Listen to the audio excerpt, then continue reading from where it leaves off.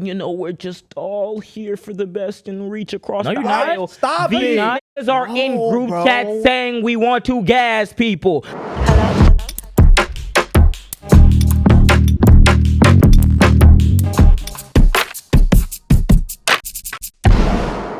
Yo, what's going on, everybody? Welcome back to episode 35 of The Jaam. It's JJ, AV, Allen, and Matt, the way it always is. Man, it feels good with that intro. Jesus. Man. 2 times in a row. It feel like we done been around the world, different locations, but we are back in the living room, I guess, for this week. How we feeling this week? Man, I'm excited. I ain't gonna lie, I'm super excited. It's for a this, lot, bro. It's a lot to talk about. The bro. block is hot.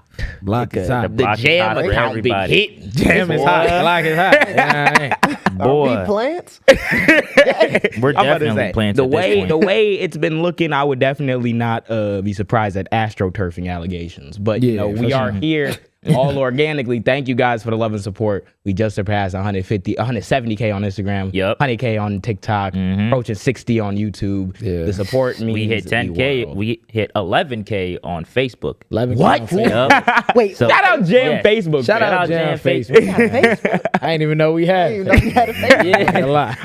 But we have, as always, a jam-packed episode for y'all this week. We're going to try to get through everything without meandering too long. We tend to do that sometimes. Right.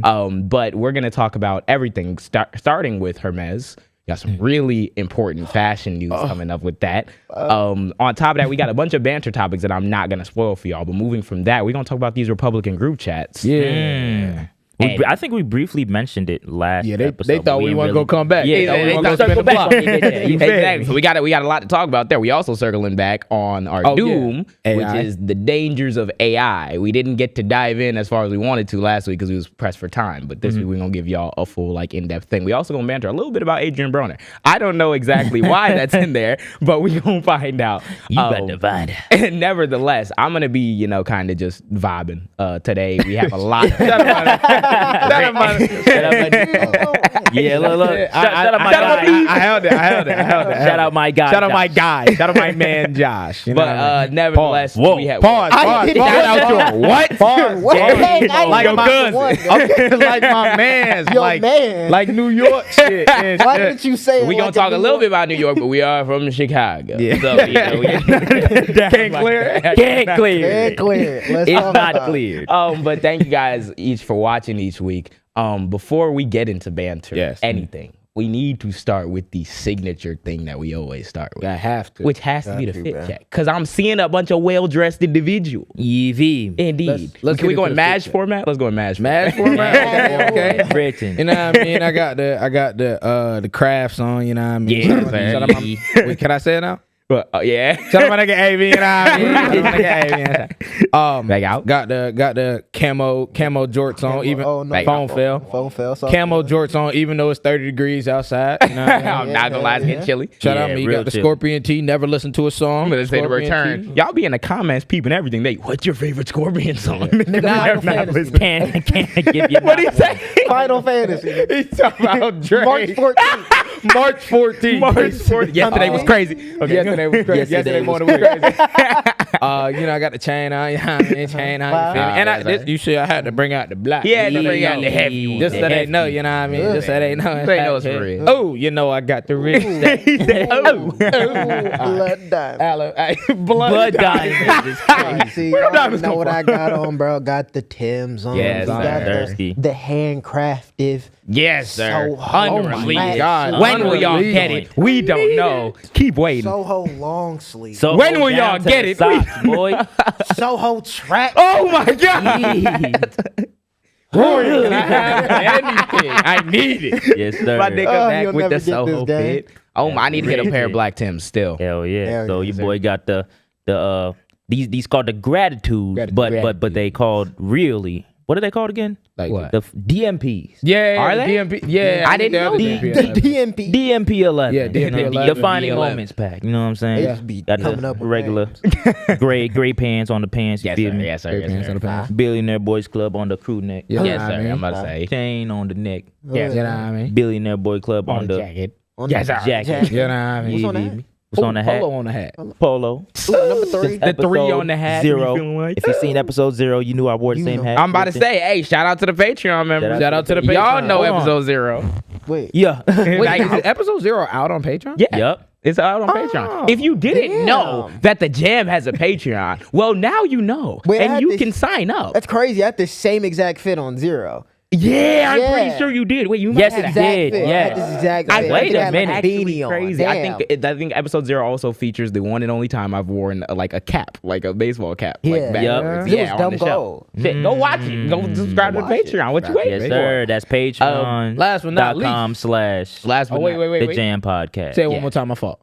The Patreon.com/ The Jaam Podcast. As written. I'm going to say last but not certainly least. I almost forgot about myself. You know, you got the Uggs because you can never go wrong with the Uggs. Richard. You got the silver regime on the little job. I probably average about 25% of the episodes with these motherfuckers on. Then you got the default, you know, blue jacket. Probably another 50% of the episodes with, you know, default gray shirt. You know, the change tag. Richard. What's on the cap? The wrist had. Hold on. You see one? What's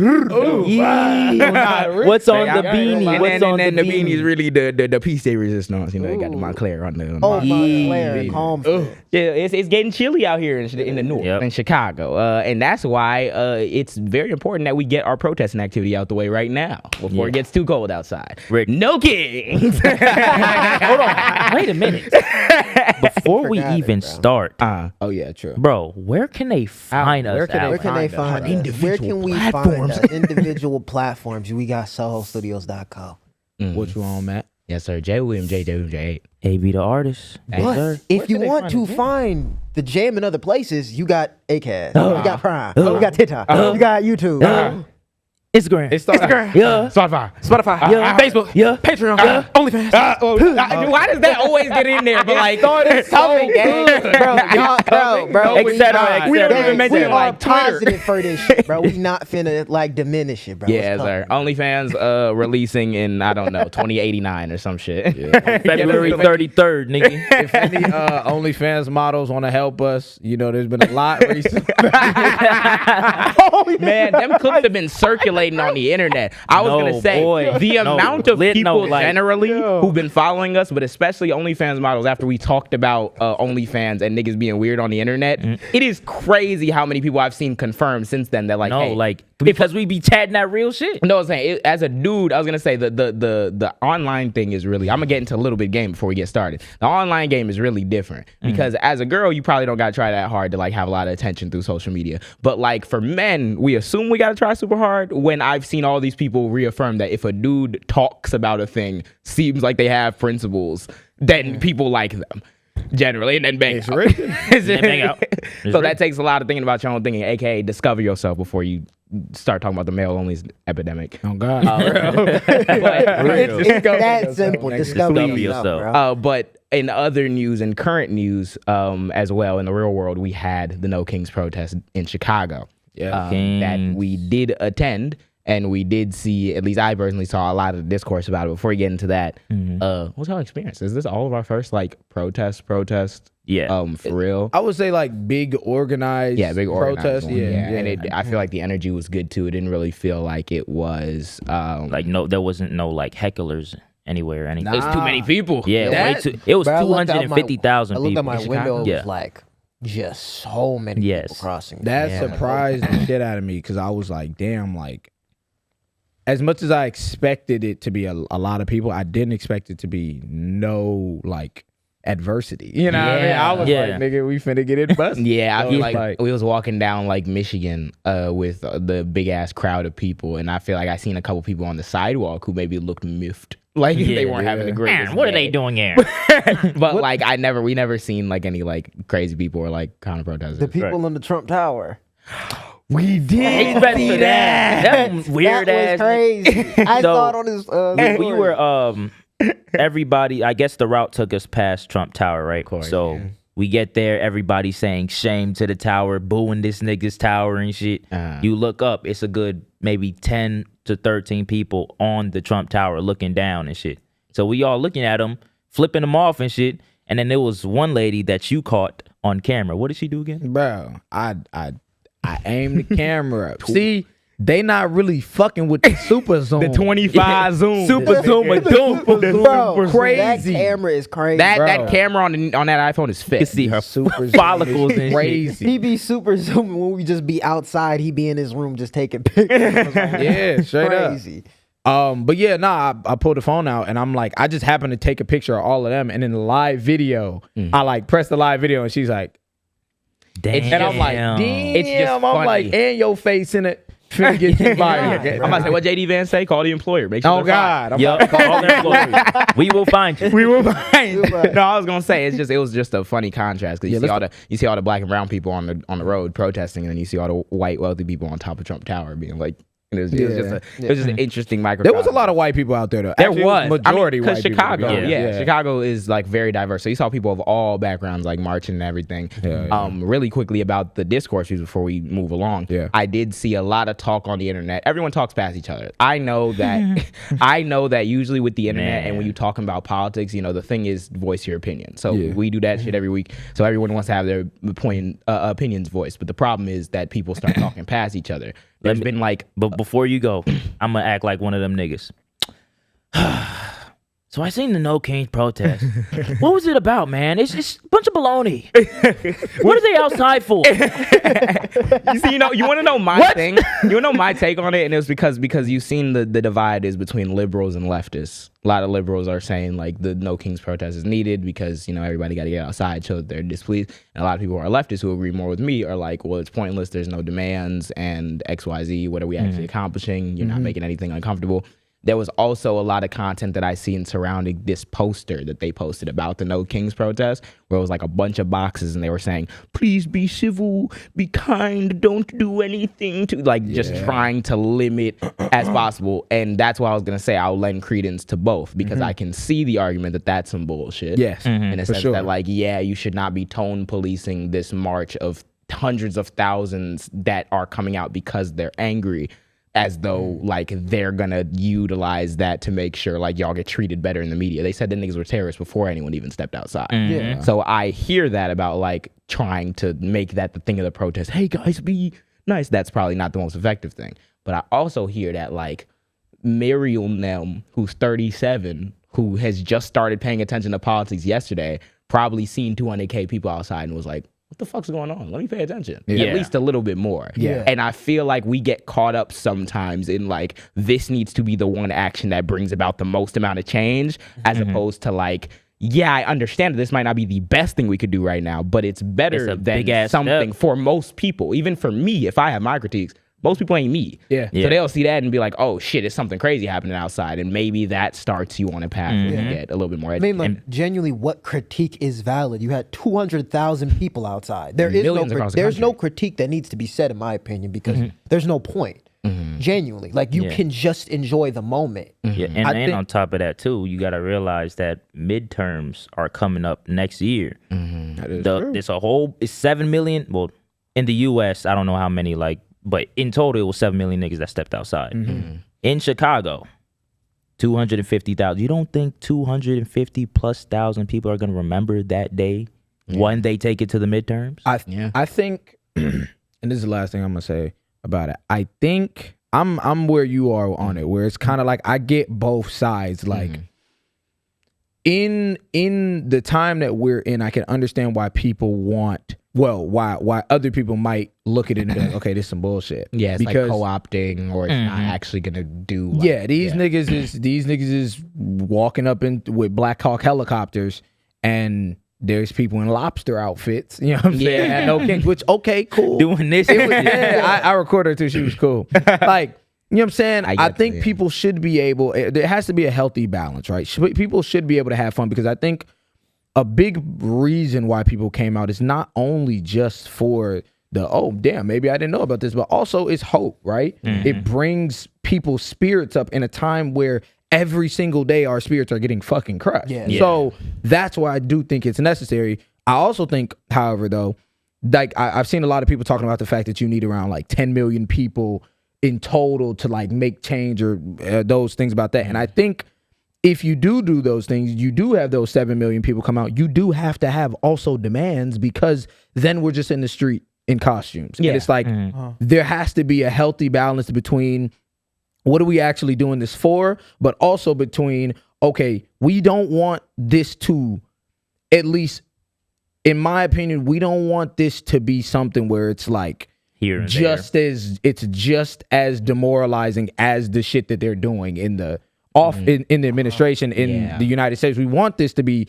something or a place where people could actually have fun, spread positivity, and also push for reform and also push for those things. Yeah. So I think it's hard because it's like at the same time, like you kind of want it serious, but like you still need that other side of, like you said, like that hope, because like you can't expect. Because I remember I saw a dude with a green suit just humping. The air. Ice thing. Like that is something like you can look at it and be like, "What the fuck are you doing on the street?" But that's something people are going to do to make a light of this, because like you don't know how that's not only affected them or the people around them. So they have to do whatever they have to do to cope. That's what I was They out there. That's what I was gonna say, is that I think that if there is a revolution or whatever needs to happen at the end of all these fucking laws that these niggas are breaking in the government and all this like inadequacy we see, I think that thing happens in multiple stages. yeah, it has to. That's the reason why I kind of like hold my tongue and I just kind of like wait. Like I acknowledge the criticisms and I understand they're valid and they're very instrumental for making sure that these things get better when we get to that point. But it's also like we're also in the middle of a very extraordinary time. So I don't know if by the end of this we are having those millions of people marching with specific demands, with more discipline, more like I don't know where but it also gets more to. pushback. Yeah, but like, also more that's the pushback. reality of the situation as well. That's what's important, what you said, because then it looks at, because then you have to look at the critique and then be like, was it genuine? Because like you said, you take your time. So when something happens like that, you don't see necessarily the true effect of that protest. Now you're talking about, well, no, y'all are bullshitting, y'all are X, Y, and Z. No, you haven't gave it time to actually see the effect of 250,000 people just showed up outside to march because of a reaction. Yeah, and I do think that like as people who are like, or at least for me, speaking of someone who's like, I guess would classify as more of a leftist, I think it's very important to be in community with people who are not as up to as you are. Have to. Sometimes it's annoying, like we see on the Joe Budden podcast. Tricky words, nigga, tricky words. but like that. Don't call me that. Don't call me a sucker. Like, Want to take it outside? That nigga Mark was about to crash. Shout out my nigga Mark Lamar Hill. Shout out Flip. Yeah, shout out Flip. Shout out Flip. Shout out Mark. I be watching that shit, bro. They don't normally act like that. Yeah, it got that. And I was gonna say that's like a point. microcosm of the example. I feel like in an exaggerated way, because they start talking shit at each other. But like somebody like a nigga like Flip is obviously as not politically educated as a nigga like Mark Lamont Hill. But like if a nigga like Flip, if it does it for them going outside to a No Kings rally, even though they might not know everything behind it and like what specific demands are, I'd rather that, and I'd rather Mark Lamont Hill be there to encourage that behavior, because at some point they gonna be hope at one point that they're closer to your ideology, right? But everyone's not there yet. Exactly. So that's why like I'm definitely a big proponent of like I appreciate everyone coming out. Yeah, that was fire. Those critiques do make sense and are needed, but I think that they also like lose sight of where everybody's at. And I mean, shit, we kind of need everybody. Like you said, them 10 million people. That's a hill we got to climb, because everybody was just sitting on everyone's still sitting on their couches. Yeah, there's a lot of people. You got to think about it. 10 million people out of 440 million is not that many when you think about it. But we have a lot of banter things to get through. Yeah, let's I hope keep y'all moving. enjoyed that. But yeah, let's keep it moving. So other things that happen in Shohei Ohtani. Jesus Christ. speaking of kings, God himself. Jesus, The problem. so Jesus, bro. This nigga had to get in the World Series. This man had 10 strikeouts, 10 yeah. Ks. I was gonna say 3 bombs. So to those of you guys who don't know who we're Catch us up. talking about, so the Major League Baseball playoffs are happening. We were following the Cubs. They got bounced the fuck out. Painful. Smoked. They lost in 5 games to Milwaukee Brewers. You said good? No, not even good, but like good one. Like you really lost to Milwaukee. That was a What happened in Milwaukee? So what happened? So let's take the full story. So Milwaukee beats the Cubs. The last like a couple weeks ago where I had the Cubs jersey on, they was in the middle of the playoffs. They got eliminated in Game 5. Milwaukee wins. They go to LA and play the Dodgers. No, what did they do when they won though? When they eliminated the Cubs, they're at their home stadium in Milwaukee. So they do the little celebration after they knock out the Cubs, and the Cubs fly W flags every time they win. So these niggas took out an L flag and took a team picture on the field after eliminating the Cubs with the L flag. Yeah. Hit that boy with the voodoo of doom. And then these niggas played a 7-game series against Los Angeles where you have to win 4 to make it to the World Series. And they got swept. Could you imagine this, right? They you posted do that L picture and didn't win a single. Could you do that? And a nigga who barely smile, a nigga who don't even speak English, made history on y'all bitch ass. I'm not gonna lie. Like, the Brewers did the L flag thing, and they got bounced in the most spectacular way I've ever seen in the playoffs. Jesus. No, I've never seen one human being do to a baseball team what Shohei fucking Ohtani did in that last game. He beat them himself. He beat them himself. If you put it on paper, he actually beat them himself. There's been a lot of talk Who the about fuck Shohei. is a Babe Ruth at this point? There's a lot of talk about Shohei Ohtani, who's a Japanese baseball player who like has just now kind of entered a lot more of the conscious of America because of how fucking crazy this nigga is at baseball. Yeah. And the reason why he's so good is that he is like who was that one dude in football who was gonna get? Hunter? He's like Travis Hunter who can play offense and defense like at the same time. So he can hit, and when he hits better than anyone in the fucking league. He's one of the most MVPs just hitting. And then when he pitches, he's like a top 10 pitcher in the fucking league. 102 down the middle. Yeah, nigga, you're not touching. So he was injured for like half the season, and he got his arm injury like started healing. So halfway through, he starts pitching again. So he's pitching and he's hitting. And in the last game, in Game 4 of the championship series, to send the Dodgers to the World Series, he hits 3 home runs and strikes out 10 people while pitching 6 innings. That's a video game statistic. No, that's That's shit my character did it 2 games ago. Oh, You don't do that. He got drug tested after. On God he did. No. On God he did. On God he This did. nigga is like, they call him the unicorn. He is literally The amount of There will people- never be another person. You would never see Dion that was again. like, bro, they should have gave him MVP middle of the game. Yeah.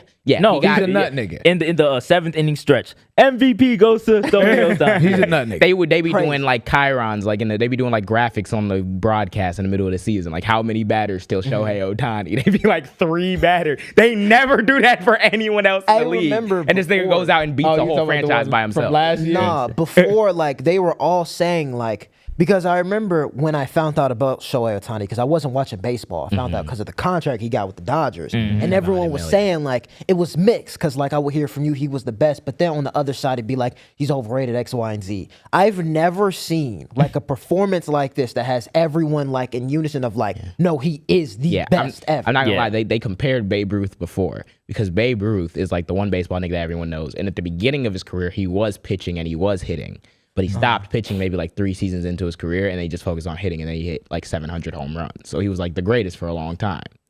Shohei Ohtani is like by bar none the most talented human being we've ever seen. And he made and them he's- their money back. And that Alright. nigga is what, like 27? He's like 29 or 30, or like really like in your nuts. athletic prime, he's Nuts. 30. But he's nigga's his crazy. second year, his first year, He won a ring. They won a chip.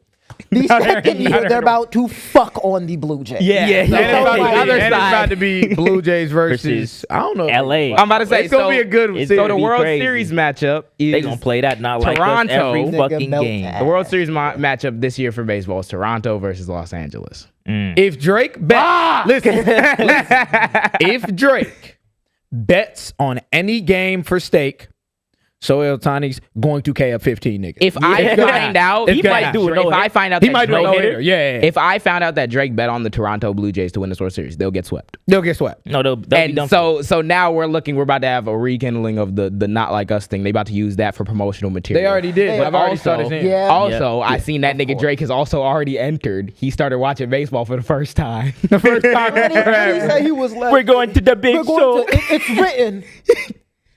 Guys, He said it's written. Yes. This nigga Drake said it's written. this nigga We Drake, can't his even homie, use that shit no more. his homie-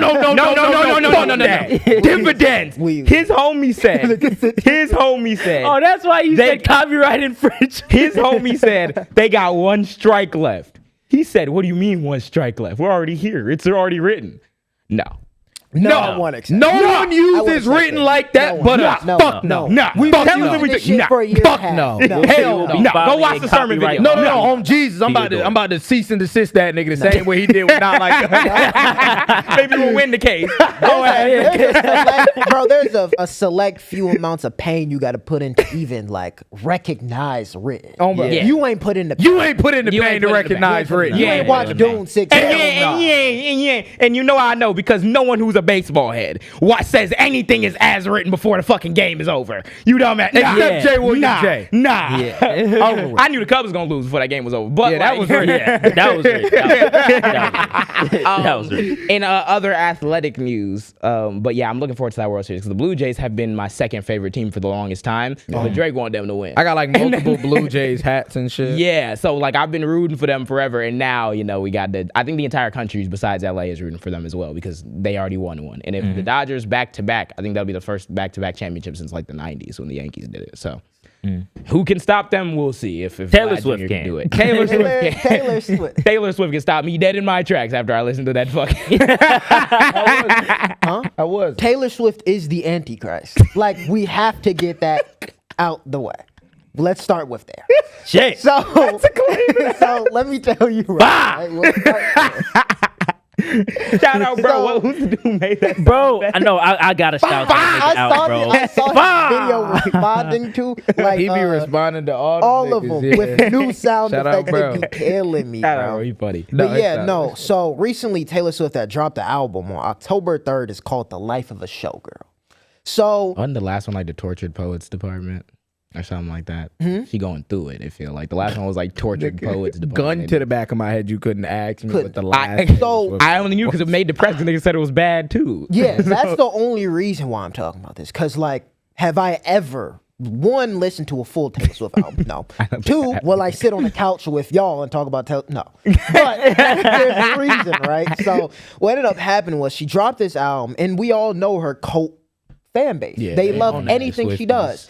Surprisingly, they were on her ass. Even the Swifties? Even the Swifties. Even some of the Swifties and a lot of the general public was like, yo, this album is not it. Damn. So my girl ends up putting it on. I'm like, let's listen to this. Because I was like, I would actually like to talk about this. I listened to the full album, bro. The full album, how long is it? It's 12 songs. It's 41 minutes, right? Oh, okay. That's not I listened to this album and I'm like, wow.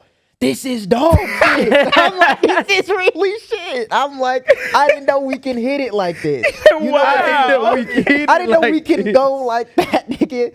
So the reason why, you know what it gave me, bro? It was like, it was almost like another thing of like Drake. It was like another Drake release. It was like a her loss to like one of his like, what was his for like All the Dogs? And the reason why I say this is because The Life of a Showgirl, as I'm listening to it, one, it doesn't sound genuine at all. It just doesn't. Two, a big thing a lot of people relate to with Taylor Swift, a lot of like, younger white girls relate to Taylor Swift is like, the culture of being a white girl. Taylor Swift can't relate to that because you're almost 40. I actually seen I cannot for the life of me remember the video that I seen on Instagram. There was a white woman talking about it, and it was very early on when the album came out. And she brought up that point where it's like, if your niche is kind of like the Drake thing where, the nigga like reinvents himself to stay younger, he'll collab with whatever artist. That's cool. But if the subject matter of your music is not evolving as you getting up there in years, it starts to get a little cringy. So you have like, I heard people complain about like Taylor Swift feels like she's still making the pop music from the early 2010s. Growth, like the same subject matter. And you 40 now. Like I know you not doing like the like you not and you married. You're not married too. You're married. You like, and your nigga is happy as hell. I was listening to a lot of these songs, and there was this song called Elizabeth Taylor where she was like, "Babe, I would trade the Cartier for someone to trust." Just kidding.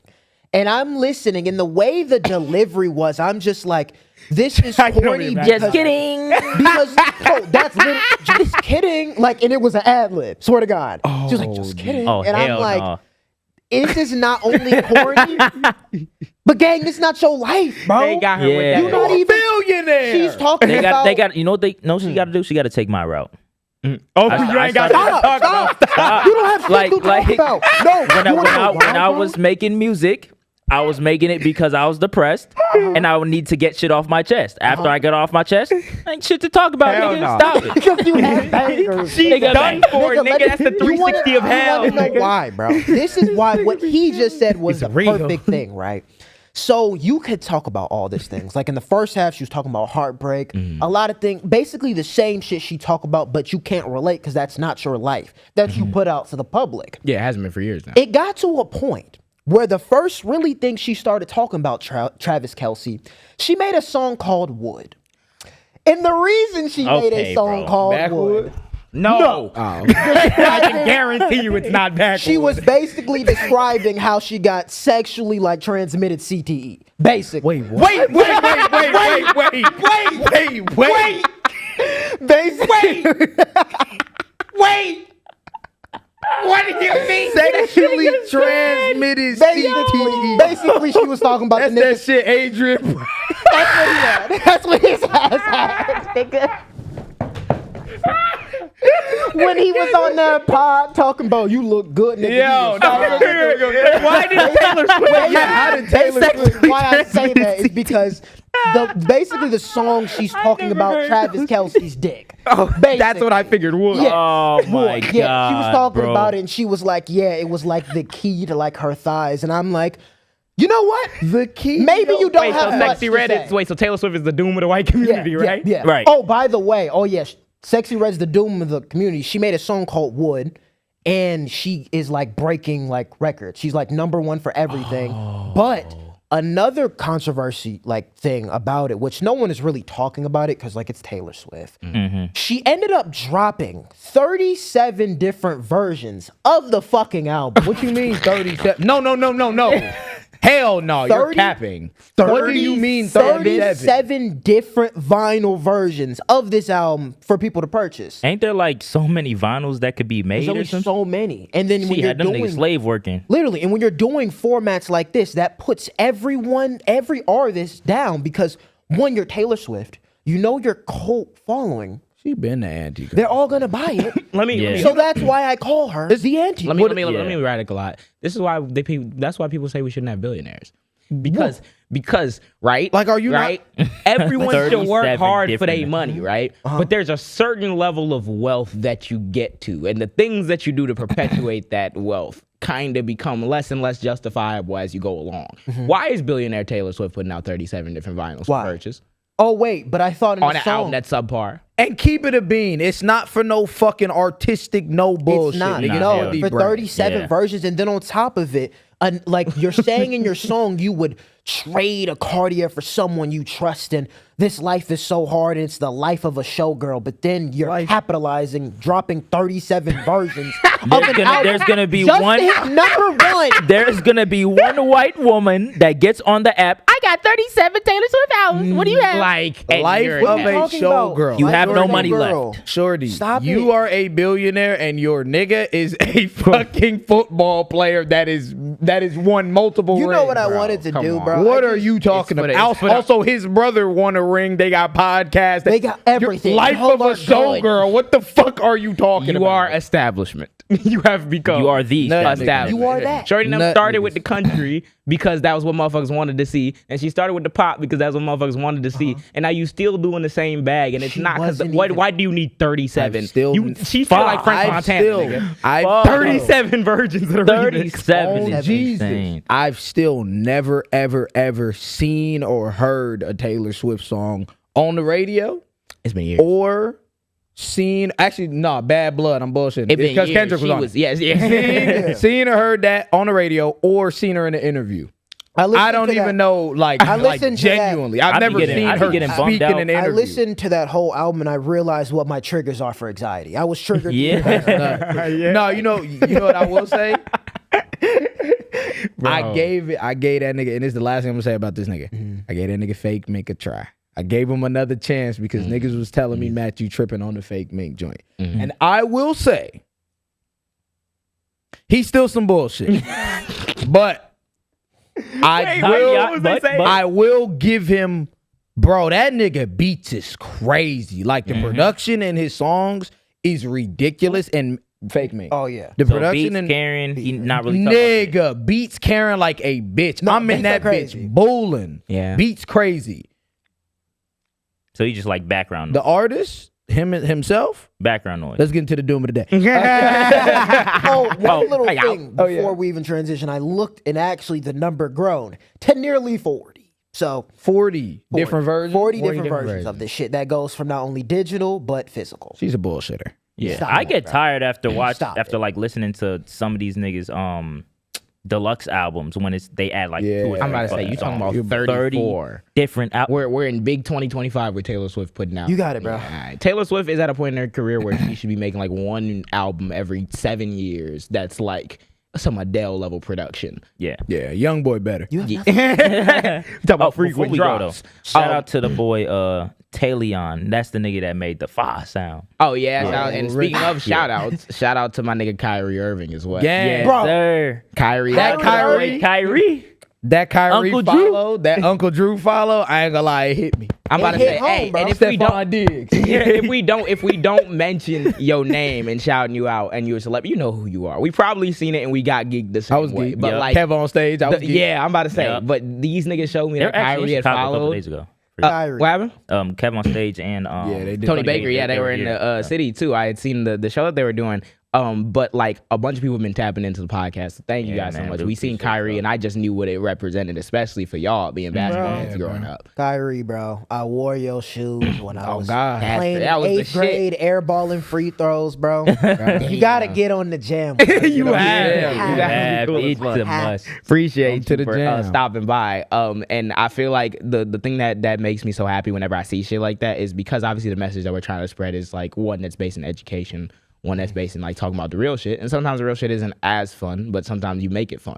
The Zoran Mamdani debate was very fun. Yeah. It got made very fun, even Hell though there was yeah. still a lot of like. I recommend watching it if you haven't yet, but it's long. They talk about a lot of boring shit, but it's still funny as fuck. That nigga Curtis Sliwa about to come in second place in this election. Yeah. Yo, Yeah. I'm about to change my The profile. Falling Angels. I'm definitely about to change all my profile pictures to that one picture. This nigga Mom Donnie just smiling. That's literally, that's the Say Drake shit. Yeah, say Cuomo. Nigga said, Oh, but yeah, the other night they had a debate. It was Mamdani and Cuomo and Curtis Sliwa, and the mayor election is coming up this November. I believe it's like November 4th or something. I need to check that date. But like this is one of the final like debates that were had. Yeah. I think the consensus that Mamdani killed both of them, but like that nigga Sliwa was making a case for second place over Andrew. Hell yeah. only in my opinion, because just because he was more human. I was gonna say only Yeah. because he's more human. He's more funny. He's still ghoulish, but you know. Hey guys, I see you over there. You New York fucks. Let's. He is a funny guy, but the last funny nigga y'all got in that bitch is tearing down the White House right now. So let's we Yeah. understand Curtis Lee. He's a funny guy, but it better not be fucking close. Right now they're Mom Donnie and 6. Right nigga. now they're Mom Donnie and 4, nigga. Right now they're talking about the polling projections. They said an AARP Gotham polling poll released on October 20th has Mom Donnie with a commanding 3-way lead. When Sliwa drops out, the lead goes from 44.6 to 40.7. So like he's up on Cuomo by 6 points when Sliwa is out of the race. Good. According to that one poll, I'm gonna tell you right now, it's not holding. No. There's no. I am confident that Mamdani is gonna win this election by anywhere from 8 to like 10 points. Yeah, me too. Me too. The thing Genuinely. is, too, that kind of like was like, yeah, Cuomo might lose is when they had that discussion of like, how much do you pay for rent?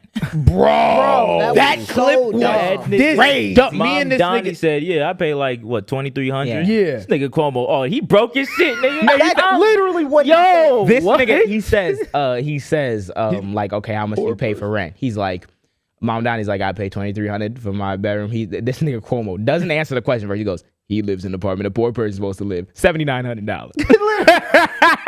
23 broke ass. $7,900. I was $7,900. like, shorty, bands, the funny thing about that was like, okay, first of all, I don't know in what universe 2,300 cheap. But rich, Not at all. I can tell you living in a big city. I think I'd love if my rent. I want to ask Mom Donnie with that parking hitting on, with that light bill hitting on, what the utilities come through. Nigga, Please I'd put love that if 3-1, nigga. I'd love if our shit was that, but on Jesus, I'd still be like, that's expensive as fuck. He's pushing. We probably In a debate, the fact that you came out in a debate and you ain't say, this nigga broke as hell. My shit 3,000. My shit 4,000. No, my shit 78. That's a house for a poor person. Do you understand how fucking crazy that sounds? Flexing You just dissed the damn near the entire like New York, all 5 boroughs. Nigga. Shorty, if I'm an investor or a fucking lobbyist or whatever, and I'm watching the debate, and this nigga like, this nigga poor, my shit 8 bands, I'm like, someone killed this. No, like, yo, you just you might as well have took every dollar these niggas gave you and burned that bitch. Y'all remember that one video of that nigga jumping on the when he was at court? Oh, he jumped on the judge. If I'm in there, you say some shit like that to me, I'm fucking kicking you. Oh, Jesus. No, I was going to say the funny part is like I was going to say right now they have Zoran at 43, Cuomo at 28, and Curtis at 19. The thing that's funny about it is that like Cuomo is actually the last hope for the billionaires in the city. No, they have been screaming for this nigga Curtis Lewa to drop out the race since that poll came out because they're like, that's the only hope we have. Curtis Lewa fans are not gonna vote for Andrew Cuomo. I'm telling you, that nigga was on the stage talking about slapping fannies and killing grannies. Slapping fannies and killing grannies. His supporters are not voting Cuomo. He said that shit to Cuomo. He was like, he over here slapping fannies and killing grannies. I ain't gonna lie, that's the hardest shit I ever heard. Getting dragged by the he was getting fried. Oh my shorty, that's hard. So like, yeah, we have the election day. They say election day is 15 days away. I was gonna say they are begging for this nigga to come through and for Cuomo to win because, and I was telling Matt about this the other day. The irony is somehow lost on these people that like the capitalism capital that everyone talks about, Wall Street, New York, the financial capital, the people living in that area are so dissatisfied with the system that they're voting for a socialist. And that's somehow not an indictment on everything American politics has been this point. And all these you telling me that niggas can live in the capitalism center of America and not feel enough of those rewards, so much so that they're like, oh, this capitalism shit's some bullshit. Starting to, you feel me? You gotta ask them questions and they want to duck them. Lame ass niggas not even endorsing Mom Donnie. All these lame ass niggas not endorsing Mom Donnie. You're lame. Yeah, Hakeem Jeffries and them still haven't like weighed in. I think he said he's gonna weigh in coming in this week. I'm gonna take the time on this podcast that's becoming increasingly popular to say that this nigga Hakeem Jeffries has been giving the same fucking answer about talking to Zoran since he won in June, and we're not letting you slide with it. No. I don't run it. I don't run it, nigga. I don't run it. I done seen this nigga. I haven't heard that shit in We a have a minute. talk coming up. We have a talk coming next week. I'm gonna talk to him next week. I'm The next coming day. We're going to endorse him in the next coming day. We're going to talk to him in the next coming day. Next year, I'm going to talk. What happened next week, I'm going to talk. Tomorrow, I'm going to talk. Nigga ain't talking about shit. What's killing me genuinely is the fact that this nigga was like, yeah, no, I told you 300. That's horrible. And then instantly was like 7,900. That's like the cutoff. Mind you, that's the base. Oh my God. After that, you know what I'm saying? After them lights, them other things, you at like 83. This nigga He said, killed his That shit. nigga poor. He killed his shit, bro. Oh my God. So Atone we can for your only hope. sexual assault We can case. only, I'm about to say, we can only hope that Atone we for can your turn sin, the nigga. page on this fucking lost generation of politicians. Fun But because we need it. And we need it quickly because the last thing I'm about to say, I'm going to bring this up in a later thing. We're going to talk about SNAP and food benefits. Yeah, we'll talk about that, yeah. But I do want to get off of some of the serious shit for now and talk about the more creative and in-depth and the artistic shit. So let's begin finally with Hermes.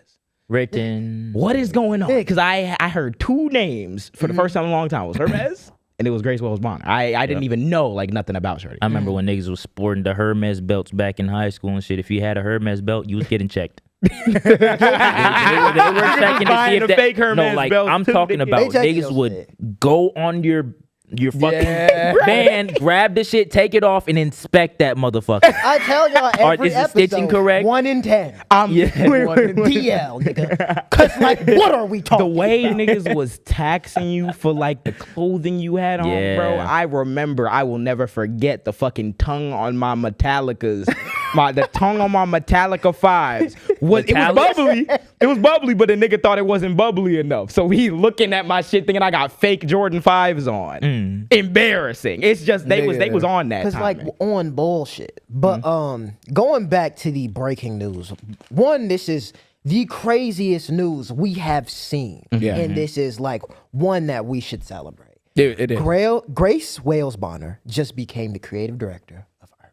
Can we out? We never usually get a really good. Who's Grace Wales-Bonner? I'm so proud of her, bro. Yeah, take him through. I've only ever heard her name in like so passing proud of her. as And like a lot of legend. things. Grace Wales-Bonner is she's been one of the most popping designers out for years. She's a London-based designer, but I think a lot of people know her she did a lot of collab work with Adidas, and she's really known for like making the Sambas popular again, because they had the regular Sambas, and then she had her own version of the Sambas. It was called the Wales-Bonner Sambas, and they would be like, it was different colorways, but the ones people known is like the tongue is like flipped back, and it was like metallic, and everyone was buying it. That like kind of revived the Sambas around that 2023 and 2024 like time period. And y'all knew about Grace Wales-Bonner during the Met. Like, really a lot of America was starting to get to know her after the Met because she represented Lewis Hamilton, who was on the chair of the Met, of the whole thing with his whole suit. And first off, when I heard about the news with Hermes, I immediately was like, oh my God, this is like insane. Like, this is almost like, this is not almost. This is the equivalent of Virgil joining Louis Vuitton. Yeah. Because she's the first black woman creative director of Hermes ever. Yeah. Oh, that's wild. Yeah, of menswear. I did not know that Grace Wales-Bonner was a black woman. Yeah. This entire time. Oh, No. yeah. Y'all finna freak out. Nigga, she's Jamaican. Yeah. Her father's Jamaican.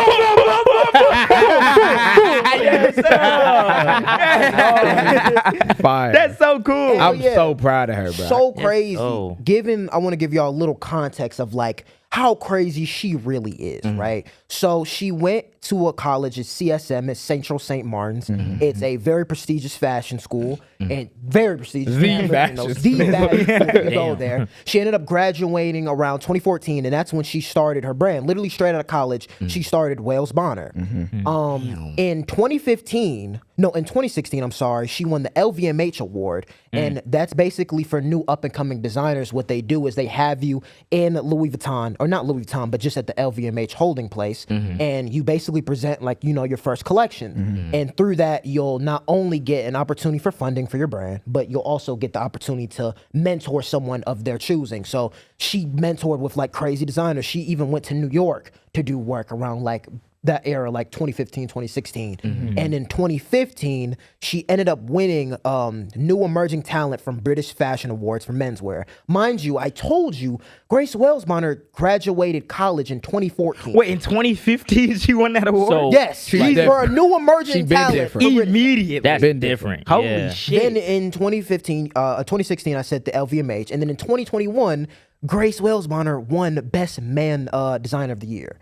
So we're seeing this time span of what she's doing. It's insane. And then on top of it, she joined Hermes at 35, which in my opinion is a crazy time span to be in a prestigious I'm about to say, because how long do like they that. usually have like creative directors on for? Like, it's usually like multiple years. Or the creative director that was recently at Hermes was there for 37 years. Oh shit. Bro, you got to remember, Hermes is one of the oldest houses like it's on the old. planet. You barely even see like Hermes, like in the like. Yeah, it's super prestigious. You don't hear about it, in which I want to connect to that point why it is so important, and it's going to be so beneficial that she's there because like not only like does her talents and everything speak for herself, not only does the time span of what she's done everything in, but I think it's perfect for her in this role because what she's really good and what she's known for is her tailoring. Not only her tailoring, her attention to detail with the garments, her eccentric ideas pushing black masculinity through her experiences kind of growing up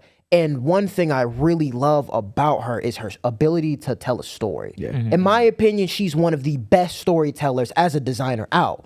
Because she always has reference points. She's always including the people around her reference points. Basically, instead of using it as a commodity, as a selling point, she's always paying homage to not only her culture, but everything out there. And in 2015, when she ended up graduating, in 2014, when she graduated CSM, and she presented her first collection for Wales Bonner, it was called Ebonics. And it was a reference from James Baldwin. And basically what that collection was, she was trying to push black masculinity at a time where like it was faced with hella shit. And can we go to the assets real quick? I want to show y'all the picture of the collection. That was her first collection she did. That's and her as you can first see, collection? her first collection for Wales Bonner. That's insane. Can we crazy. zoom into the guys with like the crystals over their head? Yeah. Like you can That's like this so isn't hard, those are all I always butcher the name, but Swarovski crystals. Swarovski. All Those over are all that. Swarovski crystals?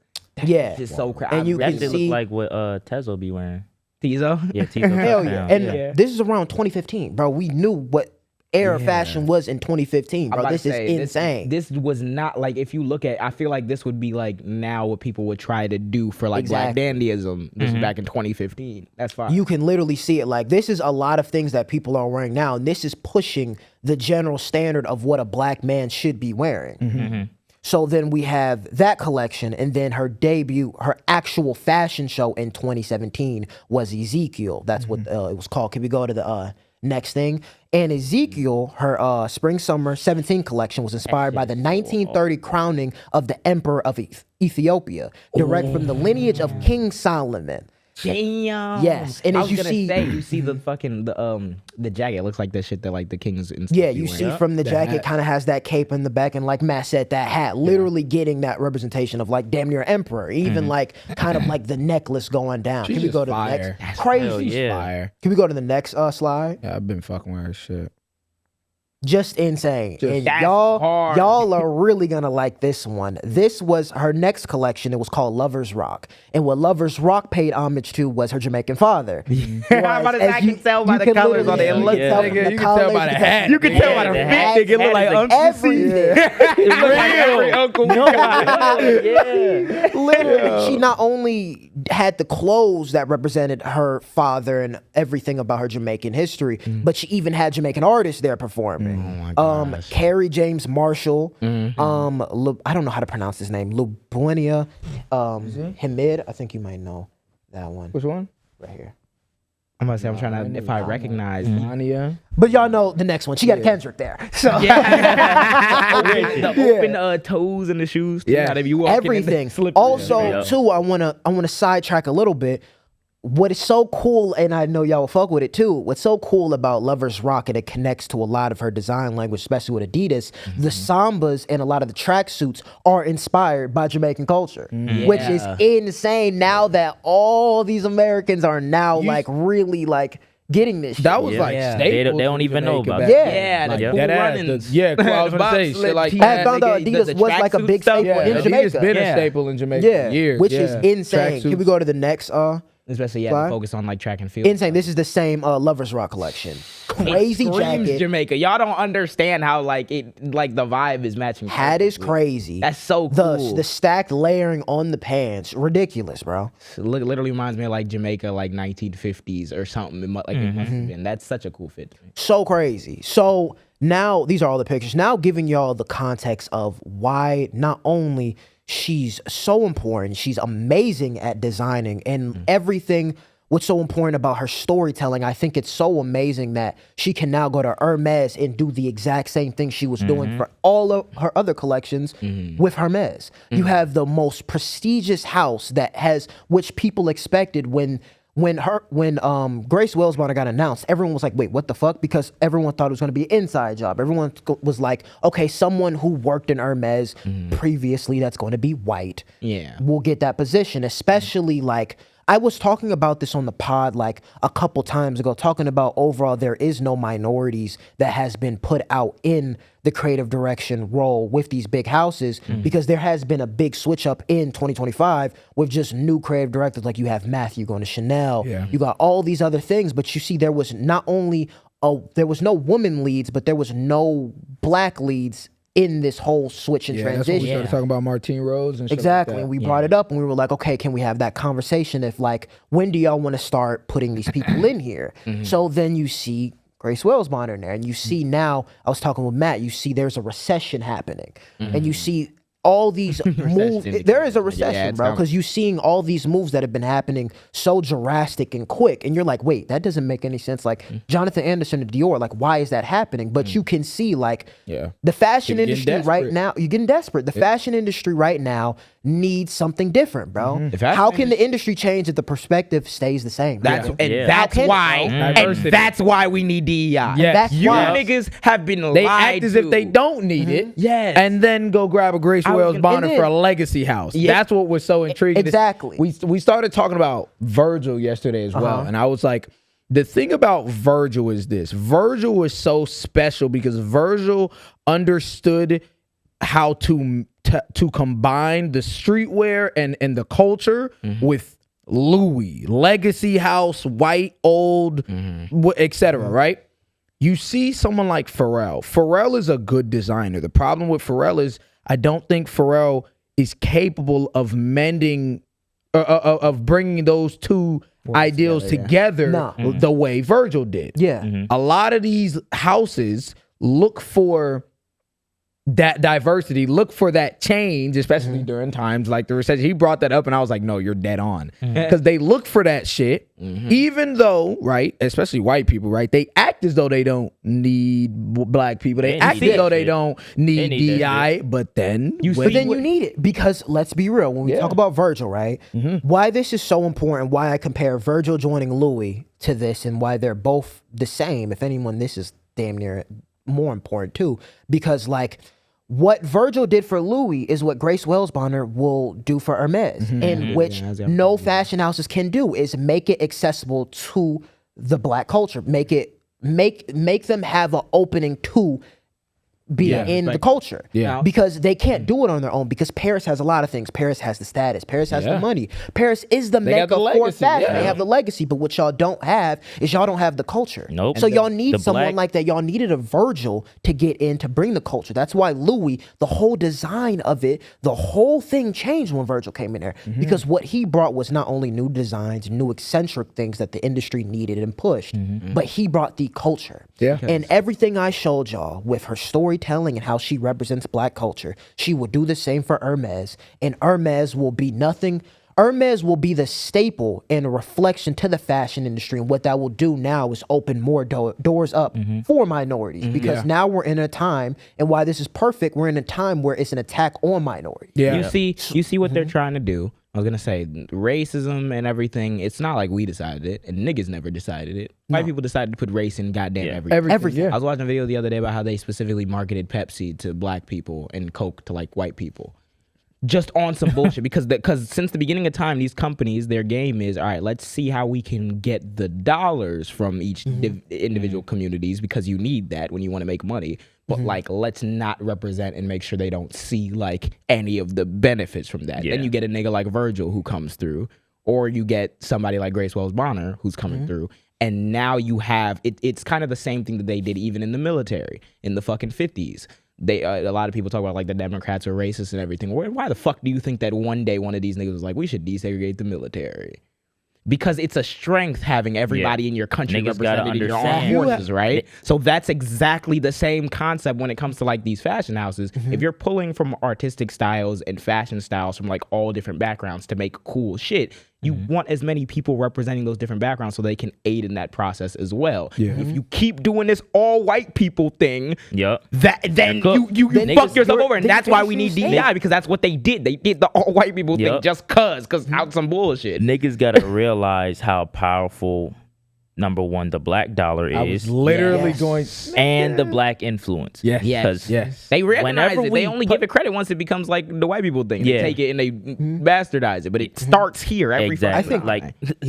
I'm glad that you said that. It's like they should be bland as hell. We come in, We spice it up. Anytime we touch something, we turn into gold. They oh shit, it turns into gold. Let's put our hands on it. Yeah. And it turns to fool's gold when they touch it. What is so, because you had said the black dollar and influence. I think influence is the number one thing when it comes to creative direction. And that's what fashion has become now. Is the creative director has to have some form of influence, and you see she has it because she has a lot of the black community behind her. She's represented it throughout her years of designing. Yeah. And what that does is, because even the beginning, right, you had said something really important. You were like, you don't even hear about Hermes. You don't hear about Hermes because it's not accessible to niggas. At all, not only to accessible as in price, but it's not accessible as in it's not relatable. Like when you look at Oak Bluffs, right? When you look at Polo,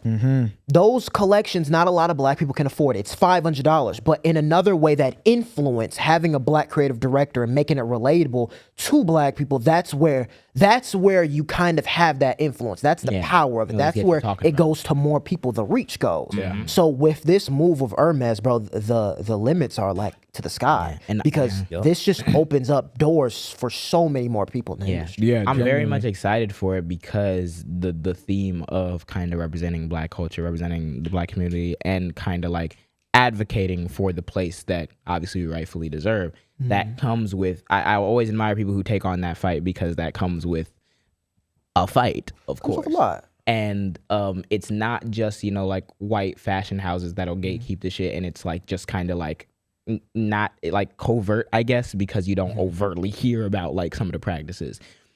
It serves as a reminder, though, whenever you do get those overt reminders of who exactly you're fighting and who exactly these people are who are racist and have that influence that is trying to kind of continuously hold down like the creativity of black people and just progress of black people in general. The reason why I bring that up is because we had an entire group chat full with influential people and people who are going to be leaders and people who are currently leaders. And I can tell you there wasn't no pro-black. But before we even get to the group chat,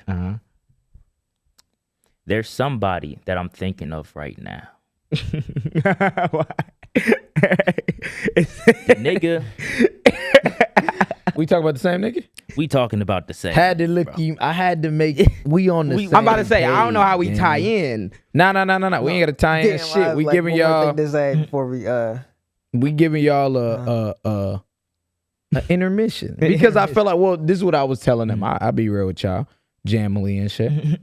I think, like, I feel like sometimes you need pacing. You know what I mean? And as we're getting better at this podcast, we only 35 episodes in, we gonna get better at our pacing as well. So part of the pacing and part of getting better at that is understanding, you know what I'm saying? You got a good ass topic like that, my boy. I appreciate you. You know what I mean? You got the Republicans and shit later, but you also got the weird niggas. Gotta talk about the weird niggas are the Republicans. Yeah. True. Maybe you want to talk about them, gang? Is it time to talk about them, gang? It's time to talk about them, bro. Before we get into that, real quick, because there was one last thing I had to say about that thing. Oh, okay. Because I have been seeing just a lot of pushback with this move. I'm going to be so real. There is no opinion with this. You will prove that she went there, and you'll congratulate her like a good bitch. If you don't, you are either a racist or a Nazi. I will put those titles on you. You accept that. Good bitch. There is no opinion. You are a fucking Nazi. And the person that can't accept knows from people. What's his name? I'm about to say, whatever end stage you're hoping for Hermes, it is only in a better position with her being there. So I don't know what else they gonna do. Hopefully they keep going, but God, that's just one thing that you can always hope for. What about this I can't get over Adrien Broner. I can't get over sexually transmitted CTE. Sexually transmitted CTE. So Adrien Broner got sexually transmitted CTE, and let me tell you how. How it happened, gang? How it happened. So when did it start, gang? The fall of grace started. Fall of grace started after Mayweather, man. Mayweather put that nigga. Hey, I don't think I've heard of Adrien Broner since probably Mayweather. Yeah. Put him down. So Adrien Broner, right? If you don't know what the fuck happened, shout out to the What It Is What It Is podcast with Mason them. Huh? As a shout out. Yeah, shout out. Shout out. Good. I wouldn't say I've been watching them because I don't really watch them, but I be seeing their clips and their clips be funny. Mm-hmm. One clip I saw recently was a clip of Adrien. He was on the podcast with them. He I think he was was there to talk like sports, football. Yeah, he was there to talk boxing, some all shit. You that know what I'm shit. saying? Whatever. Oh, And yeah. what's the girl now? I don't even want to like. What's her name? Does she get? I just What do almost they asked call if she her, got a bro? name. the dude, This- the dude, Dude, from, she got a name. don't you know yeah. the dude from AMP? They call her Stat Baby, Yeah, Stat Baby. but That's her get name. her real name. I don't know Wait, her real who? name though. Wait, that's her. Is That's what they call her. that what they on call her? there. Stat? Yeah. Oh, Treasure Wilson. Treasure Yeah, Wilson. Treasure It was Wilson. Treasure So Wilson. yeah. Treasure. I know they called her Stat Baby. Jesus Christ. I just googled it. Yeah, her name's Gee, Stat that's a Baby. hard ass name. That's hard. Treasure Wilson, right? So Adrian's on the pod, and I guess he was fucking with her. He was like, oh, she look good. I never thought we'd talk about this. But they told his ass, they told that America nigga will Adrian, they remember the like, day. they like, gang, they like, she got a nigga. So you know what I'm saying? You know what I'm saying? We here for the pod. No means no, gang. No means no, gang. Andrew Cuomo. No means no. Adrian, I guess he was off the hen dog or some shit. He was off something. He was drunk as hell. He kept going. So he kept my fault. I'll stop. I'm just saying, man. Damn, Treasure, you beautiful.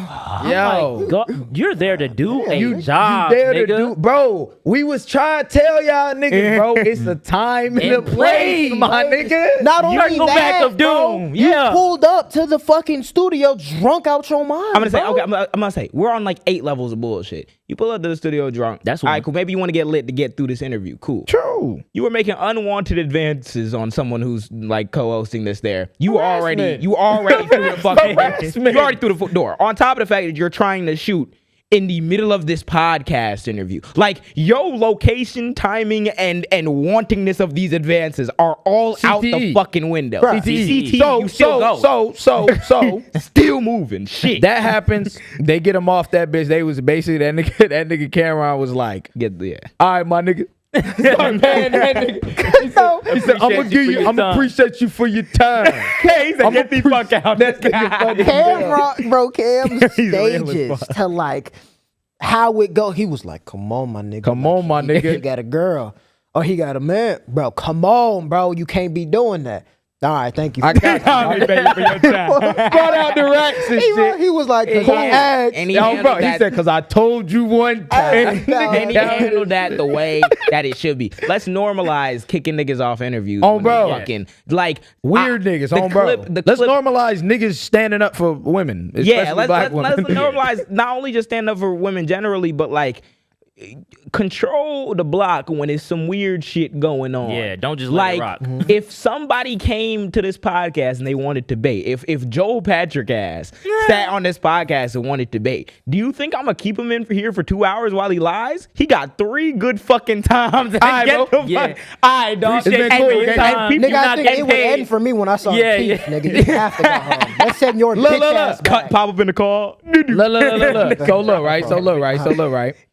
You can enforce The next thing he does, right? Because it's not over. It's not It's over. not over. No. wasn't over That was yet? the start. I was trying to give you all the context and shit. That's past. That is past. My fault, this nigga man. do now? What happened? What just happened? This nigga posted on his story like yesterday, my 23 hours ago. No. And he shared a list called the Toxic Test. Like he's a fucking 15-year-old. Look. Toxic test, honest acts only, up to 5 acts per question from top to bottom. Who gave you the best sex of your life? At Miss. He's mentioning people? Yes. So this nigga, He mentioned people? not only did he do the toxic test, he added every shorty he was fucking with, gave him head, gave him ass, gave whatever it is. You know how they say don't kiss and tell? This nigga kissed. And yelled, nigga. This nigga kissed and yelled. went to the mountaintop and started shrieking, nigga. Not only like yodeling, nigga. He mentioned Ruby Rose. He mentioned Ruby Rose.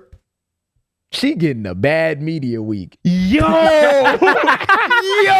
like what? Did this nigga just do like the body count thing from like freshman year of high school? We gotta keep or like senior year. You remember like all of the weird shit, the Women WCW, Wednesdays, the MCM, the To Be Honest. Mind you, a nigga like me, I wasn't doing a lot of shit like that. List your attributes, nigga. I had a droid. List your attributes. List your attributes. Yeah. List your attributes. Who ate your ass and who ass you ate? You lying. Oh, Jesus. I read that shit. Read it. No, I'm reading all of them. We have to. And he added them who ate his ass. Who ass you ate? I be too drunk, so I don't know. Everybody. Everybody ate that nigga. What you mean you too drunk so you don't know? Who is in Adrien Broner's ass? Nigga, who is everybody? Is everybody on the list? No, not the jam. This is like. I ain't gonna lie. Here, you can see it. What time? I ain't gonna lie. I didn't even think it was that bad. What time did he post that? I don't know. How 23 hours ago. Like this has to be like. Oh, okay. Let's get into the topic though. Come on, listen. No disrespect to nobody. Bitch, what's the topic? No, what the this is the like topic is this. list, The gang. topic is this. We here at the Jam Council understand that our voices and the platform that we creative has put us in a position where we might need to make some tough decisions. So I asked us, the Jam Council, also the Jamily, you know what I'm saying? Yes, Jamily. General body What the members. fuck are we gonna do with this nigga? We gotta get this nigga out. You know what, bro? What we gonna do Stage with this nigga, gang? Silver Oaks, New Linux. Oh my God. For the people that don't know. gotta bleep it. No. We have to cut that out. No, with legal stipulations, we cut that out. No, I think we gotta blacklist niggas on the internet. We gotta kind of like rehabilitation program. I feel definitely. I feel like Cause your ass tweaked. I feel like we've reached the point. With this social media shit where you niggas are way too comfortable, nigga. We gotta VPN this nigga. Shit, we gotta VPN this nigga that gotta nigga join shit. from fucking Timbuktu, nigga. You How cannot old be in is the this? United States. This nigga How old is is he? 36. Ronald Reagan is the demon of the world. Ronald Reagan is the demon of the That world. entire era. That whole era, man. Oh Fuck, my bro. God, you mentioning people who ass you ate on Instagram in the 36 PM? 36-year-old. And you're Damn, acting bro. like a teenager. He was born in 89. Ronald Reagan is You the was demon born in of the 1989 and you posting shit like niggas do on the last day of senior year. Wait, When I That's saw crazy, that shit, nigga, nigga. I ain't never, Ruby Rose? Ruby Rose? You was Bro, with a nigga who did that? I want a second to what you were talking about earlier. Jesus Christ, This man. generation calls for a new approach and a new plan of action. got to. Gotta have a I'm plan calling. of What action to get action? I'm rid of all niggas calling. like I'm you. calling on all niggas under age 37 to start acting like upstanding fucking citizens. Please. Good That God, you know how they be like- including you know- Drake, nigga. I'll you know, put you in there, including too. folk, you know how they be like, you see a cute ass shorty or some shit, they like act natural. That nigga takes that too hard, nigga.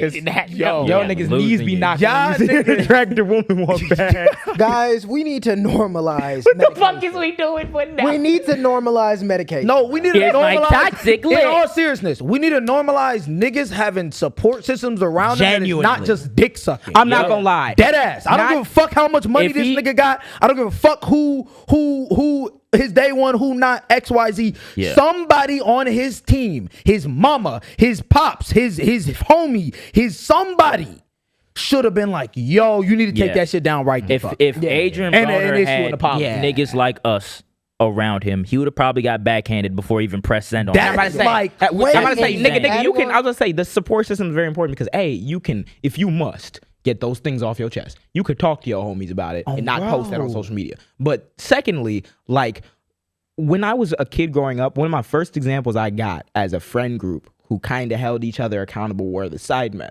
and it was, and I noticed because British humor is like different, and like the way they like joke around and they talk to each other is different than Americans do it. But I would even notice that like niggas would be in the heat of battle. This nigga KSI would be in a diss track battle with somebody.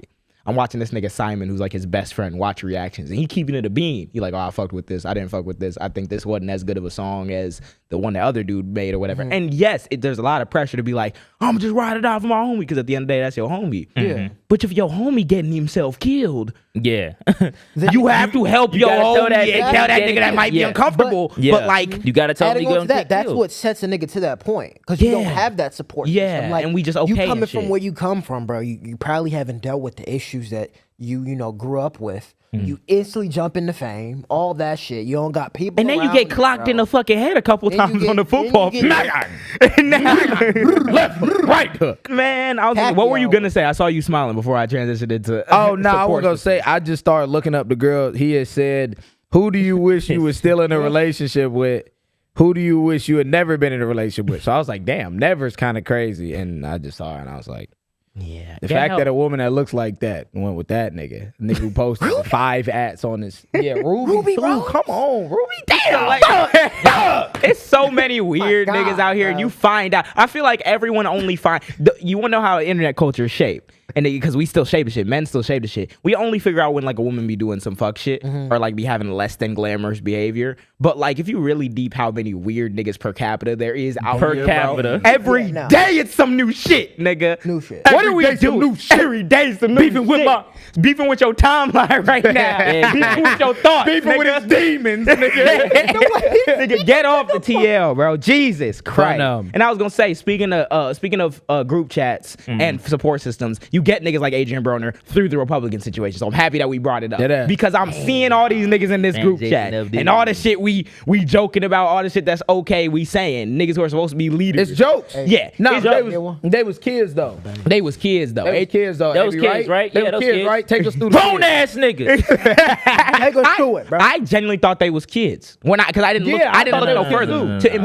In my world, because I've been on the internet and the politics shit for so long, a group of Republicans getting out as being Nazis was like an Idle Tuesday for me. So I didn't look at how old they were. I just seen niggas going on the news backpedaling and be like, they were kids. And JD Vance was like, no, focus on it. It's a group chat with kids. Grow up.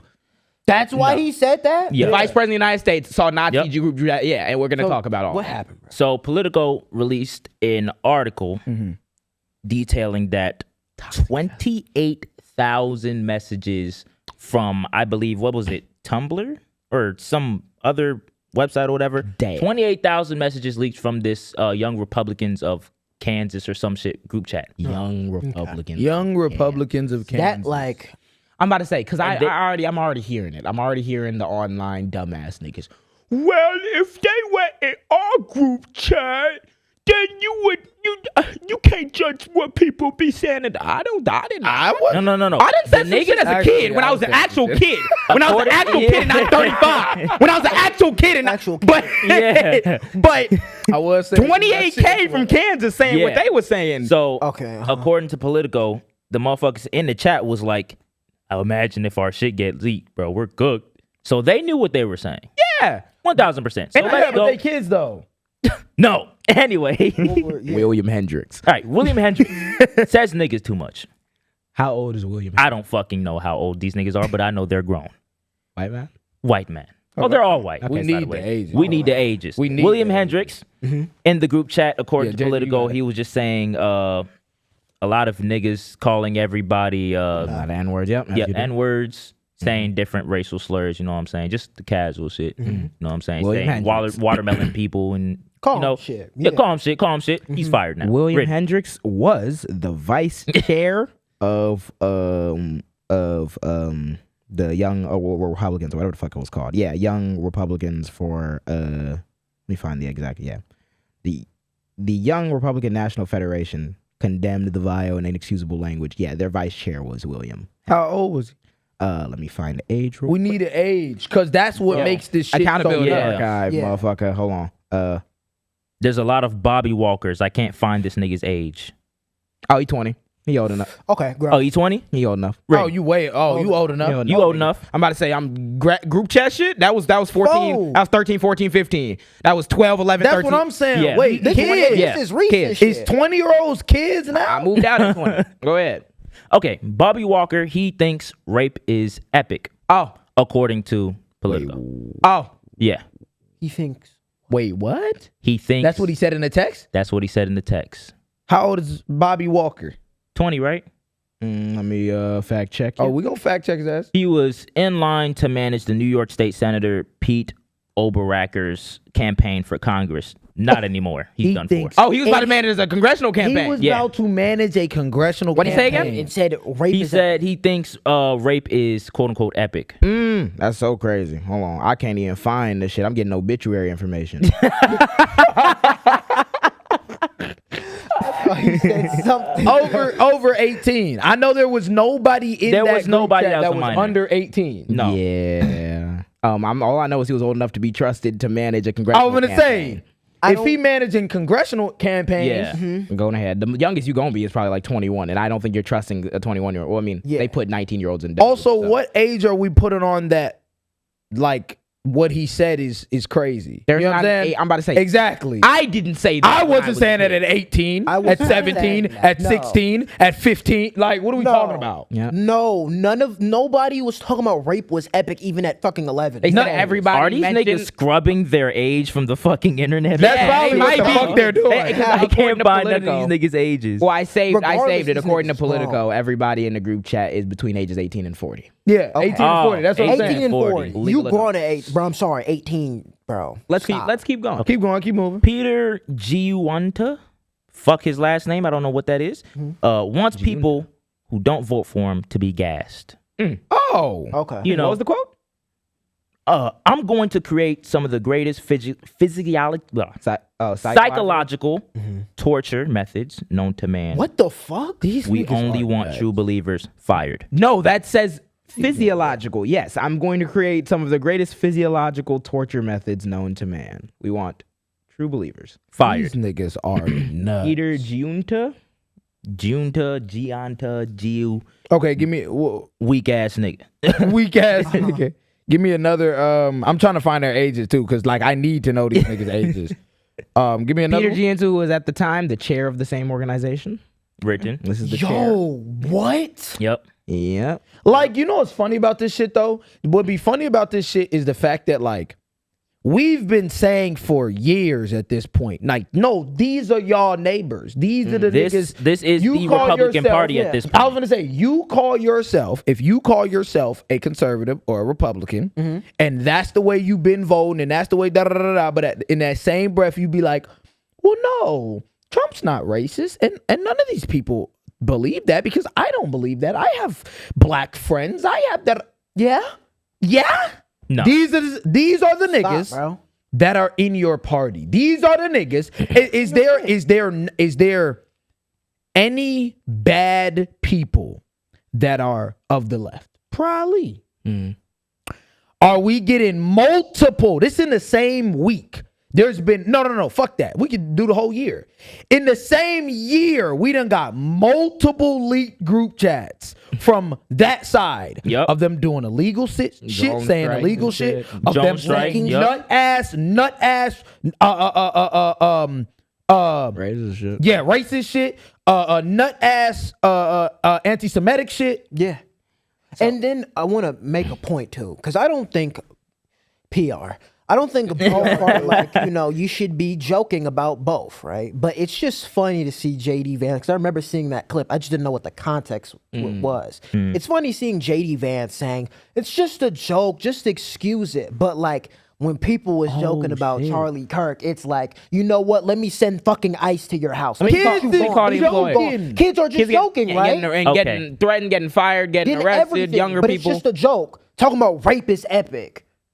That's just nuts. a I'm joke. gonna say I'm that. gonna torture and by the that's way, a joke. insane. and by the way, this is the next wave of Republican leadership. Yes, that are Yeah. in place. These that are the niggas. This- These are their future. kids. The future saying, and you're about to manage a fucking campaign, and you're you're over 20 something doing. And now that I think about it, whenever somebody says, "Oh, they don't," they're not on the Democratic side, they're Republicans.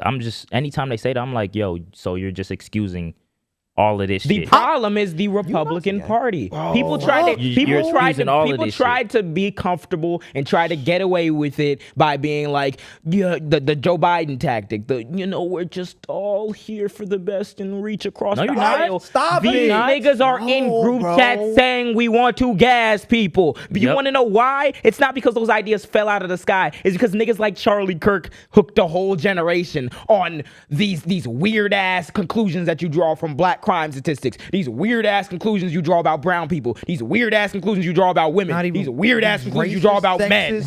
Like that's what they are. That's where all this shit has been festering, and they've bought into that hook, line, and sinker to prop up their party in the future. That's what they want their younger people to be saying, they're doing it. They would love for us to continue to allow these niggas to do this bullshit ass. Well, I don't like the Democrats or the Republicans. It's really bad people. Bro, how many times are we going to bullshit this? Yeah. You can't. Yes. Yeah. There are Democrats that is getting money, getting paid money, while niggas are in Gaza getting bombed, all these things. Yes, that is those are things that are true. Those are things that are mind true. you, the people that are funding these Republicans, the AIPAC people, are... Oh. There's not even a question on that side. But there's not. But the same niggas that are, getting paid from these people are saying they want them gas. There are other niggas. That's what I'm finna say. There are niggas. If we cannot find the objective differences of these two parties, we can understand the nuances that, okay, maybe these people need to be locked up too for the things they're doing. Maybe these people in the future need to be held accountable for the things they're doing. But as a whole. One people is saying, damn, these niggas is getting paid to not say things. The other niggas are being like, yeah, we want to gas chamber these niggas. Y'all, mind you, we are not the same. You're not the same. Where because I hear so many people talking about it's just not about the party. It's certain people. No, we're at a time where, bro, no one's about to walk your hand through. Bro, no. When you have niggas on live television actively trying to legally kill people. Yep. If your gripe with why you don't want to get into politics is XYZ is like is the shit that you see Democrats doing. Oh my God. Over the fact that these niggas are in group chats being like, yeah, we gonna gas chamber and torture niggas. Oh, and guess what? The Democrats have completely lost any sort of fucking footing to stop that messaging or to combat that messaging, because guess what? You let the niggas talking about gas chambers be the ones preaching anti-Semitism. Yeah. It's not. Whoa. You let the niggas who are preaching gas Shorty. chambers stand against anti-Semitism or lie about that. How the fuck is that more morally right? Like that is like too many niggas. American Nazism is not that separated from German Nazism. No. They pull from all the same fucking figures, all the same ideologies. Yeah. And the main people who were on the receiving end of that violence were Jewish people. And now we live in a society where AIPAC, the thing that's supposed to be advocating for Jewish people, Jewish perspectives, is wholeheartedly backing both political parties, but especially one of them whose leadership is talking about gas chambers. We're like in hell. We're in hell. We're in hell. No, the money takes you in so far in circles. There's not even any moral opposition to it because you niggas are taking the same fucking bread. So now we're sitting here saying the real niggas who are advocating for people not being killed and not being XYZ, we're sitting talking about how much terrorism the left is committed. This is also and these niggas why are in group chats. This is also why the No Kings shit is so fucking dumb. Because these niggas is sitting here. Y'all niggas are worried about no kings. Y'all niggas are worried about the people that may or may not have been performative versus the people that may or may not have really wanted some change out of 7 million. And their younger generation is getting exposed for wanting to gas chamber people. What we're going to have to deal with are people who are running for elected office or people who are running campaigns. Our generation, what we're going to have to deal with is these niggas who are in this group chat and listening to these niggas, and they're going to be advocating for political positions across the country. That's serious. We're at the level of being comfortable that we're arguing that if that people came to that protest to be performative. That's what we're arguing. It's top or bottom. It's this is the thing. It's top or bottom is not wrong. Yeah, it is. It is. I hear you. But it's also these niggas saying they want to gas It has chamber. no worth to what's happening. Fuck is we talking about? I want to go back to what you. Sorry, you're right there. Yeah. Go So ahead. after what is his name? What is his name? Bobby Walker. He's in a group chat. He says, "I'm going to create some of the greatest I can't even fucking say that word. Physiological. That was Peter. Physiological. Peter who said that. Peter? Yeah, physiological. The Torture methods. Oh, no. Yeah. That was Peter. Wait, no. Peter responded to that. He said, we only want true believers, what Peter said. Oh, okay. Bobby Walker said that he wanted to create like the torture shit. Oh, okay. Okay. All right, bro.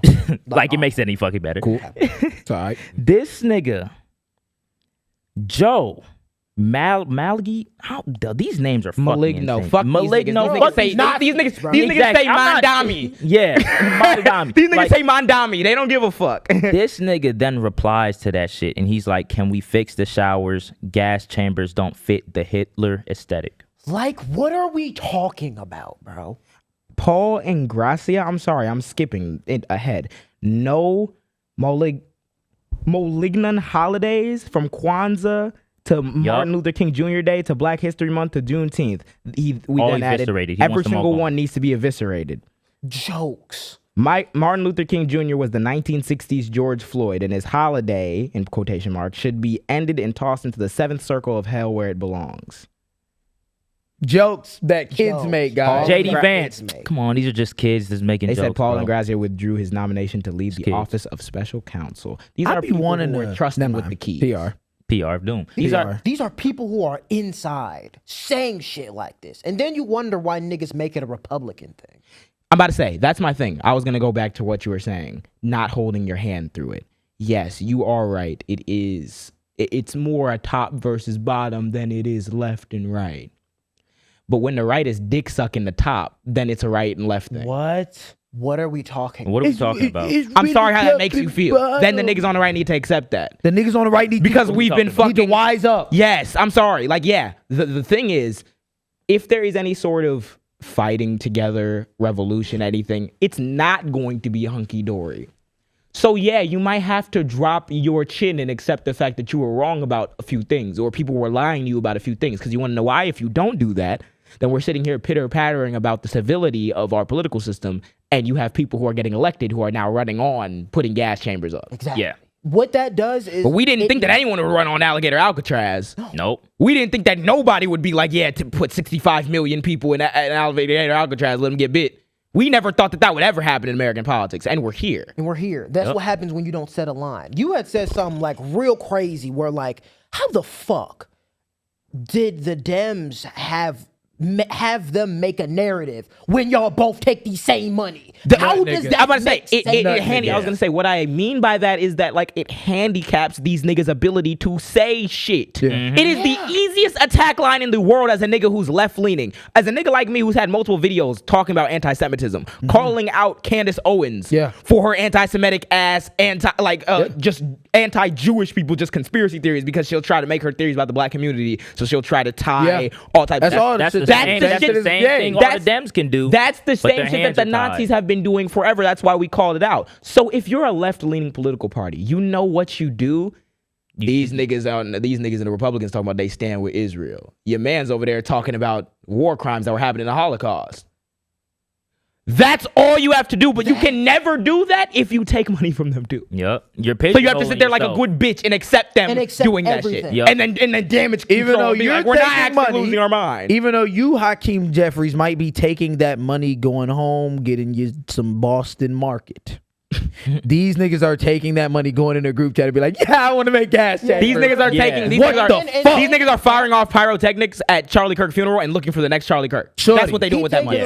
Bro, you're gonna have one step closer making this shit look like the fucking 50s, bro. These niggas And just another called thing- Martin Luther appeasement. King George Floyd. That's the great democratic strategy of appeasement. What they did during World War II. Hitler wants a thing. He wants to take over a thing. Well, maybe if we say sternly no, then he'll stop doing it. He took it anyway. Or if we say you can stop there, then he'll stop doing it. He kept going.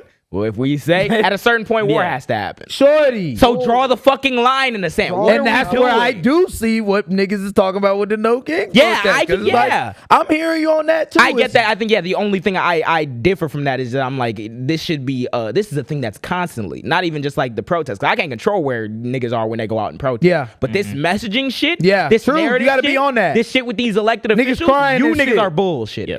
I will never forget that nigga cried. You know what I'm talking about, nigga. Know exactly what you're talking Nigga about. Dean, nigga. Yeah. Oh yeah. Nigga there crying. No! I wonder if he cried at the homophobia, the 251 homophobic slurs that was in this group I bet chat. his ass was balling The on fucking- that fucking list. And Yeah, it's there's time one to thing go, that I man. want We to gotta- mention, rounding this off. Mm-hmm. So JD Vance, he got on the internet and he was like, "Oh, these are just kids, you know, just." You know where guys grow up. Oh, Just I know what making you're talking jokes. about. Yeah, talk about it. Talk about it. And then somebody on TikTok, Yeah. I think he's, according to his bio, he's like 20 years old, but he made a joking video that said, "ICE were on the way. Word in the streets is that cartels put a 50K bounty on y'all." I've been seeing that. I have When been I seeing tell you the response from the Homeland Security, Homeland Security saw that meme Homeland- and responded. that. Yes. Oh my God, I know what y'all You didn't Did see they the are response? not? No, I seen. If I think it is what it is with the picture of them kids, but I didn't like fully read it Oh, because no, I read didn't. them the response. Read them the response. first response they did, they posted the kid's video, the man's video. He posted the man's video, and it said, "Fuck around and find out. If you threaten or lay hands on one of our law enforcement officers, we will hunt you down and find you." Homeland Security said that. Homeland Security on About a child Twitter. on What's the TikTok. Wait, thumbnail? and then on top of it, the thumbnail, Like the picture. This It's a is nigga in a shiesty. nigga in a shiesty. yeah. Oh, so just black kids. Yeah. Yeah, Wait, hold on, black can I kids. see that? Nigga in a shiesty. What's so crazy was I think they were talking about like I think this is it. Like No, he made. I think he made two videos. yeah, it was two. It was two. The first one was it was completely different from that one, but I think he deleted that one after like it went crazy. because everyone was going to the second video and they were like, wait, like you're talking like Homeland Security's tweeting about this, but y'all ain't even see his second video. Yeah. Mm. The second, Yeah, second one. I think the second one said the fuck that shit say? It said, you seen what we can do. Don't say something that you can't finish Iran. We already it was some other shit.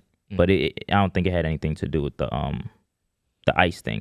But the thing that I want to knock into people's heads is that y'all can say that all the Nazi shit, all the gas chamber, shower, racist shit, those were just jokes. Jokes, But kids. this you take extremely serious because They're niggas. they're niggas. What? It's like So that's what we mean by the whole like people in the conversation in the country. People need to have the capacity to have multiple complex things be true at the same time.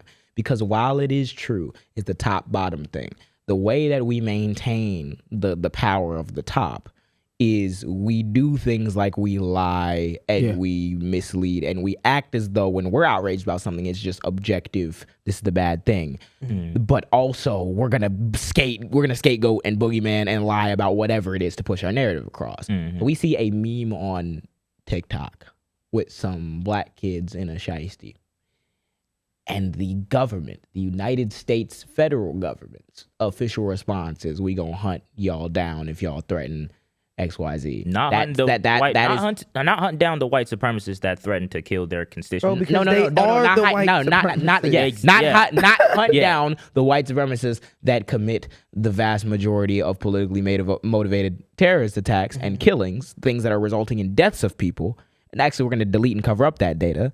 But this meme is so fucking serious that the Department of Homeland Security must issue a stern warning reminding all these black kids that they will be hunted down. nigga, fuck y'all. Like you said, they don't. They don't. I was gonna say that's the reason why they don't see the white supremacists as enough of a threat to do anything about it because they are the white supremacists. That's what that is like. Their political. That is literally what they are. They're gaslighting innocent niggas into thinking it was just a matter of opinion. They are the white it's never supremacists. been a matter of opinion. The gaslighting from the start of like, oh yeah, no, the intentions is just to help y'all to save the city, bro. You can see from their actions. No, the fuck it's not. What are you talking about? You have to come and Nigga, hunt running niggas people. down. You're running down down on the orange vendor. Did y'all see New York City yesterday? Yes. New York City, they had tons of like ICE agents in the middle of Manhattan running, tackling niggas who are vendors. Yeah. All the people in the streets were trying to like defend people or whatever. Just like, just nut shit. Mind you, protecting the city. There was like a black kid literally got out of school. A police literally got him, slammed him on the ground. He was like coming out like a CVS or some shit, and ICE ran up in that bitch and then like chased him out and tackled him on the ground with his mom. And the mom screaming like he's a citizen. Like, this is not the reason why what's happening with ICE is happening. It's not because it's an accident or it's some unintended consequence. It's that the right-wing solution to all your problems at home is capture the black and brown people and round them up. Mm-hmm. And that's not surprising. That's not surprising in a country that has done what the fuck it's done before. Its inception, that's what they've done. So, every problem in this fucking country since its inception has been dealt with what? Violence. Has been dealt with guns. Has been dealt with rounding up black and brown people. What are we talking about? What they do is they keep pulling all the money and all the resources and all the things that objectively would make our towns better from everybody, including the poor white people. And then when the pressure gets turned up as everyone's getting more and more frustrated, the way we de-stress that valve is we get a little bit of race baiting in there, a little bit of fear mongering, a little bit of, all right, gay people, brown people, black people, XYZ. Cool. And that's why the only way in which you flip the table is if you acknowledge, hey, these niggas are lying about this thing. This group needs to be taken care of. Also, let's fucking shut down this whole bullshit about rounding up these minorities because this actually has no effect on what the fuck I'm doing. But that's part of the propaganda. It's if they can get you to hate a nigga enough or not understand a nigga enough, then you don't realize that, hey, the only reason why you feel this way about this person is because of what I'm telling you about them, not because you actually know the person. We talk about that shit with homelessness. Yep. I have never in my life grown up and thought of homeless people not as people, not as just humans that, you know, they might have. These niggas want to normalize killing them. Had a bad whatever. These niggas are going around rounding up homeless people, killing homeless people, saying, yeah, these people need to get off our street. As if we live in some alternate reality where homeless people just spawn and they're like zombies in the dark or some shit. No, you wanna know why there's a lot of homeless people? Because of the fucking society you made. A lot of these homeless people be fucking veterans y'all don't take care of. Yeah, a lot of these homeless people are living paycheck to paycheck. One thing happens, then poof, they're homeless. They're homeless. Yeah, why? Because the fucking federal minimum wage hasn't moved in 50 fucking years. Instead of wasting your budget on bringing ICE, bringing all these people and killing them, you know what you can do? Use the budget to make houses. You want to know what's so funny? That's what you can do. What's the federal minimum wage? It got to be what? It's like $7.25. Right, has been since 2000. Right now, the federal minimum wage is $7.25. Meaning it is legal. If your state does not pass its own minimum wage law, it would be legal for you to be working at Walmart, make it $7.25 an hour. Let's put this in perspective. Milk. One thing of milk. No. Fuck like that. We can go even lower. Eggs. Nah, because eggs is too. Eggs to be bacon to be $12. I'm gonna say you're not even buying that with that fucking 1 hour lower. You're not we can go lower. Butter. A bag of chips. A bag of chips. Imagine you, like JJ said, you working at a place where they have not done any sort of states' rights to get with a lot of minimum wage and a lot of like food, they will like pay you under and then make it up in tips and service. Yeah, exactly. They'll actually pay you when you're working though. Like when I was a server, I was making I think we was making like $6 or some shit like that, and then plus your tips. These niggas, a bag of chips is $3. That means these niggas is working an hour of their life. And they can barely afford one bag of chips, nigga. Barely get to it. You wondering why niggas is going homeless. You wondering why there's crime. Why you not putting money in? Niggas are being deprived. And this is where it is top versus bottom. Why? Because niggas and the bottom has been getting deprived of their own fucking resources. And not even just oh man, everybody can't get a car. What about a bottle of water, nigga? Yep. What about good public transportation? What about good public transportation? What about plumbing? What about homeless shelters that are actually properly staffed, have proper interventions? What about niggas aren't getting their belongings stolen? What about SNAP benefits that are about to go away in in November. All them motherfuckers who are November. all the motherfuckers who are working the American dream, who have a job or more than a job. What did it say? McDonald's is the biggest corporation with the most amount of workers on welfare still.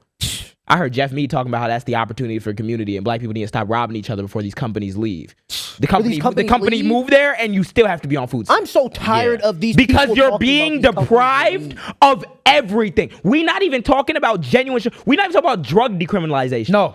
European countries do drug decriminalization for most drugs, even the hard ones, so that they can study the impacts on people, so they can study the intervention, so we're not just throwing them in jail, and so that if they're going to get it, they get it somewhere from it's safe, so they're not just strung up on the side of the road, passing all types of diseases via needles and all types of shit. Yeah. That's why states that take a hands-on approach to drug prevention you'll have people outside that'll be losing it, but you also have people who get the care they need, and they're not spreading diseases. These things on top of it, the drugs that they are consuming, where the fuck did they get it from? They're being administered from y'all. You are getting these niggas. You are depriving them of their fucking resources. They're going out. They're doing shit. They're getting needles, all types of nut shit. Maybe even getting injured because of how fucked up they are. They go into the hospitals. You put them on more fucking opioids. You put them on all types of other. What are we talking about? And then we bomb Venezuela when the majority of the fentanyl comes from China, and they're majority trafficked by American citizens.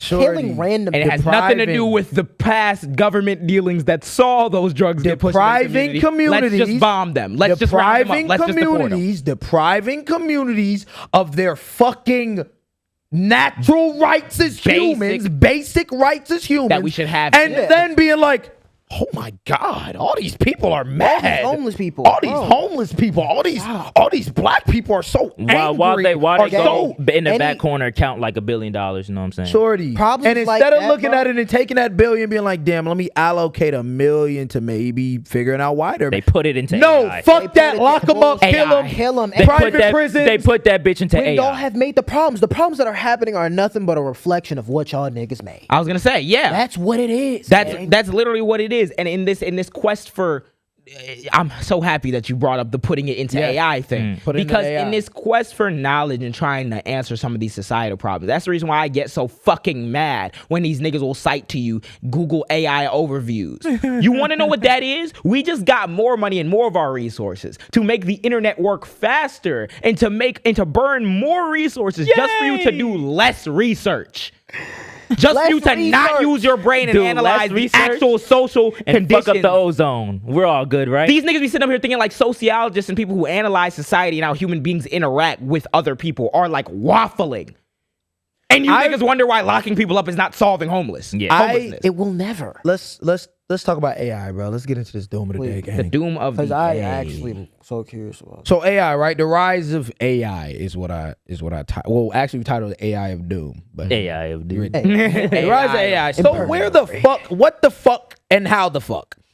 Before I went your chat GPT and I was just doing my paper and I ain't got no water left.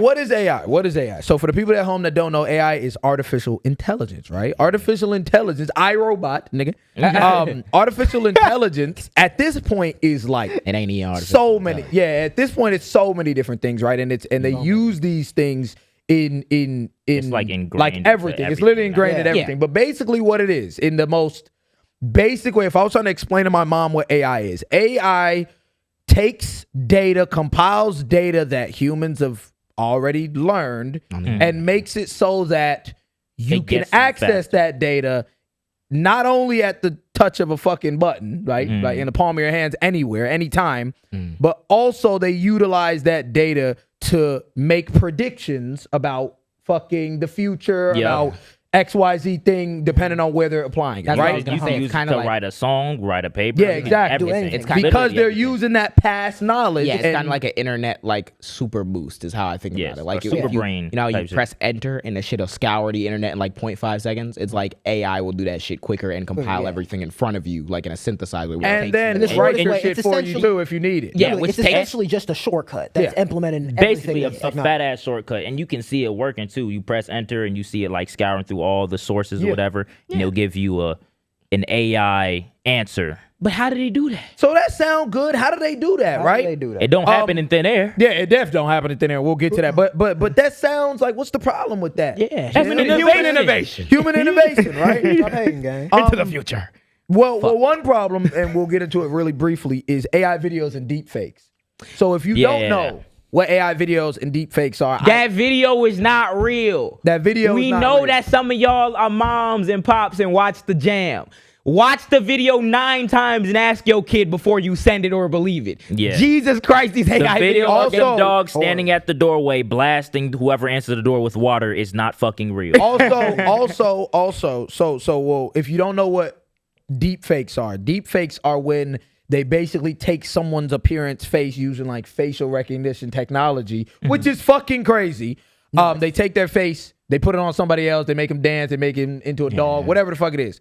Sounds harmless until you have what we did see recently, which was the shit with MLK and the shit with Robin Williams, right?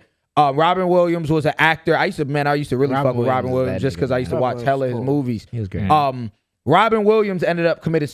I can't remember when, but like years ago, maybe like 2015. I think. Oh yeah, I think it was 2011. 2011. We were young. It was when we were young, but Robin Williams, he ended up committing, and as tragic as it is, for some odd fucking reason, niggas still decide to like make deep fakes of him and send it 2014. It was 2014. 2014, Yeah, I literally just Googled. For some odd reason, niggas decide like, okay, we're gonna make deep fakes of him and send it to his daughter, his living daughter. You know he was born in Chicago? Robin Williams? Just found that out. Yeah. Was he? was I born feel like I should have known that. I feel like I did know that. Send it to his I used to watch daughter. a lot of movies of that nigga. They sent it to him. Yeah, they were sending the deep fakes to his daughter. Also, with MLK, they were sending deep fakes of MLK to Bernice King, And they is did his daughter as well, right? Either his daughter or his niece. Or his but niece. they Hold did, on. I think I have it in here. That AI video of this nigga Martin Luther King screaming like a gorilla. Yeah. Yeah. That Violently shit. I screaming saw like a gorilla. a video of him talking about I have a dream, then screaming and jumping on a wheelchair and doing like a skate trick. Nut shit. That's where we're at. One, guys, empathy. Charlie Kirk. Let me put this nigga Martin in a meme real quick. Yeah, because that's funny. Bro, like that's jokes. That's funny. Yeah. bro. But also, right, I'm just trying to give you that is a practical application of how this shit can get turned left, right? It's just lighthearted. It's not that big of a deal. What happened? He's like, that's just lighthearted, you know? It's not. Yeah, it's but that's joke, a man. practical Come thing, on. right? Where it can get taken out of context. You got niggas like Jake Paul. They got videos they making of that nigga Jake Paul being like gay and shit like that. He trying to sue niggas, all types of He shit. came out and addressed that, all the shit in the world. Yeah, which is like, I mean, you getting fucked behind closed doors. You might, never mind. But in them fight negotiations, nigga. realistically, We dance bro, 5 minutes, then you don't. Not only like, real.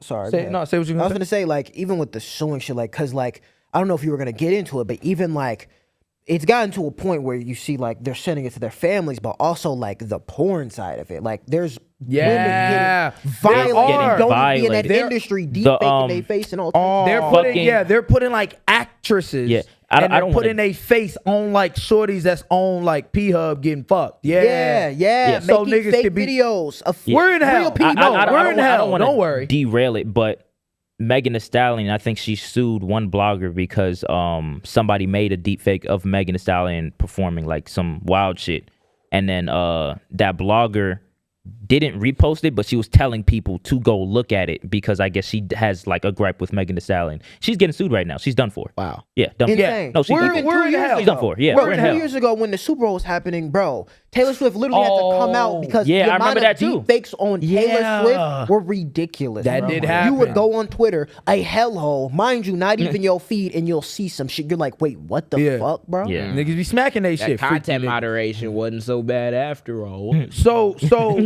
obviously AI, right, is bad, right? As what we're no. Sorry. Obviously AI is not bad, right? It's not bad in its entirety because there are a lot of applications, AI being used in the medical field, AI being used in transportation and like public service. College research, I'm telling you. Yeah, I understand it. You be down in the doldrums. Yeah, no, it's real, and that should be decent, right? Let's get into the other applications though. This is the shit that I didn't know about, and this shit is scary, I will say. And we'll also get into the final application with why this cares, why we should care, and I mean niggas. You know what I'm saying? Black people. So what is Meta? So what is Google? So what is Palantir, right? And everybody been saying it, Palantir, right? We've been hearing that shit all year, right? And I'm gonna keep it a bean. I didn't really know what the fuck it was until I did the research on it. I do the knowledge, you know what I mean? Do the knowledge. Deontay Collins shit. I didn't understand what it was though until I did the knowledge, and fuck. Okay, we're already in hell, so don't worry, guys. This is not gonna get any better. The applications been hell. The applications hell. The origin hell. The modern use hell. So the future use hell. we start at a very familiar place to some people and a very familiar place to me, Silicon Valley. You know what I mean? Start there and shit. If you don't know where that is, goddamn, read a book. But if you don't know where, or not where that is, what that is basically where all the tech millionaires, billionaires, computer fucking smart people, apps, CEOs. It's the mecca for technology, basically. Yeah. Them niggas. So here's what happens, right? Which is, you know what I'm saying, this might come as a shocker to some people. You know what I'm saying? JJ, if I give you $10 right now, you might go, you know what I'm saying, take that $10. Well, say you had no money and I give you the $10. You might take that $10, you know what I'm saying, save a little bit, maybe spend a little here, get you a little Arizona, you know what I'm saying, $1 doom, right? After giving you the $10, you spend all your $10, JJ. I end up saying, you know what, my nigga, I'm gonna give you 100,000. You think your quality of life is gonna go up a little bit more? Yeah, right. Cool, right? AB Allen, yeah, right. Yeah, for sure. I might give you $1 million. You think it's gonna go up a little bit Nigga, more? we in there. Yeah, we in there. Nigga, my pick would be different. I'm gonna eat whatever, nigga. Here's the issue. Your quality of life moves up, JJ, with that millions of dollars. Does that, however, though, does it make you happy? Does it change the necessary things, right? You done already at this point, if I'm giving you $1 million, you had 100K, you done already made money. You already got a crib probably. You got some clothes on you. You got, you know what I'm saying, a little something. Yeah. What about 10 million? Now you already had $1 million. You got a little clothes on. You got a little something. You start to get a little bored. Yep. You've basically got everything you've ever wanted. Got everything. Yeah. 10 million, 100? 10, 100, 1,000, 100,000, a lot, $1 million, a lot, 10 million, 100 million. At a certain point, it stops. Like, when are we? When are we gonna say shit? Like, now you're gonna start jumping off roofs and shit. You know, I feel bad for my niggas at Palantir. You know what I'm saying? I feel bad for my nigga, the CEO of Palantir, Alex Karp, because like, man, I get it, bro. You get so much bread, you don't know what to do. So you know what Palantir decided to do? They want to murk niggas. And I'm not exaggerating when I say they want to murk niggas. I'm literally telling you the CEO has came out and been like, we want to use this as a means to scare people enough and or kill them. What? That is literally what this CEO has reiterated, Alex Karp. So what do you mean, Matt, this nigga saying you want to kill people? Palantir, what Palantir is? Palantir is AI that connects data together and can carry out adjacent tasks. Basically the same AI I told y'all about. The thing with Palantir is they are doing what a lot of, like, Meta's doing it, Google's doing it, all these places are doing it, even though they haven't said they're doing it outright. Google did something where they had like in their code of conduct, basically like, oh, don't be evil. That was a Google thing. That was a staple of Google since they started. They quietly removed that though a few years back. They've been removed the "Don't be evil" slogan in their code of conduct because they know the route of this. Also, they're starting to make AI, like Meta's using their Llama AI and all types of AI programs, and they're giving them to government agencies to use. In ICE application, what that means is ICE is using Palantir and using those applications to compile immigration data, right? Not only just like, oh, who this person is. No. Where are you from? Like original country, where are you from? Birth date, family, job, taxes. They're using all of that, using AI, compiling that, and they are literally making a kill list or a hit list where they send it to where ICE then uses those lists to say, okay, this person's here, this person's there, this person's there. That's how they're getting on these things, That's right? insane. Now, Matt, you said kill list, but these people aren't dying. We know they're dying. Yeah. But you said kill list. Yeah. So what do you mean kill list? Alex Karp, on file, right? Not like on the record, right? Has said about Israel, We are very well known in Israel. Israel appreciates our product. Israel, they made They 2015, appreciate our product. If in 2015, Palantir made a headquarters in Tel Aviv, and from that, right, building relations, all these things, they are using technology and Palantir, the AI technology, to not only compile these lists, but like I said, kill lists. And then I said, I was saying adjacent tasks. What are these tasks that these AIs are carrying out? The tasks that they're carrying out are drone strikes. Adjacent. And these drone strikes are not human fucking citizens. Are not human monitored at all, most likely. Like not human monitored at all. They're just compiling lists. Drone gets the info. This is in Gaza. Yep. Drone gets the Compiling info, the list, flies out. get the info, flies out, bombs people. Now the problem is, and this is the problem that was, Jesus fucking Christ. If it's not scary enough that these niggas are using AI to find and kill targets, if that's not scary enough for you, that's not what they're worried about. They're worried about they're worried about the fact that these things aren't completely accurate. And what does that mean? That means they're worried about, we're trying to, improve the accuracy of these killings. We don't want to get the billions involved. It's too late for that now. You already killed babies, fathers, families. Instead of it being like, let's take a step back and say, fuck. We are using drones to carry out executions on people that we as the public, as possibly even representatives, people in Congress, people in the administration, they don't know about. That's not the issue. The issue is it might be killing other people too. So we're in a position now where these companies who are just supposed to be aiding in humanity's progress are not making the decision, hey, let's see that we have world peace, because, if a country does not have bombs falling in it, then that population can get educated, could have jobs, could build up a tech industry or whatever, and maybe we invest with our AI in that. No. Nope. The geopolitical interest is kill these niggas. And we're working with Israel, so we're gonna help you develop the software to kill these niggas. There is no talk about ending the occupation. There is no talk about, hey, let's actually get into a new future where these people can finally self-determine and build up their own society and deal with AI in the way that they want to deal with it. Nope, we're going to use... The problem is, I will say this, it's grim, because the problem is, what the fuck can we do about it? And to be very honest, from what I found, nothing.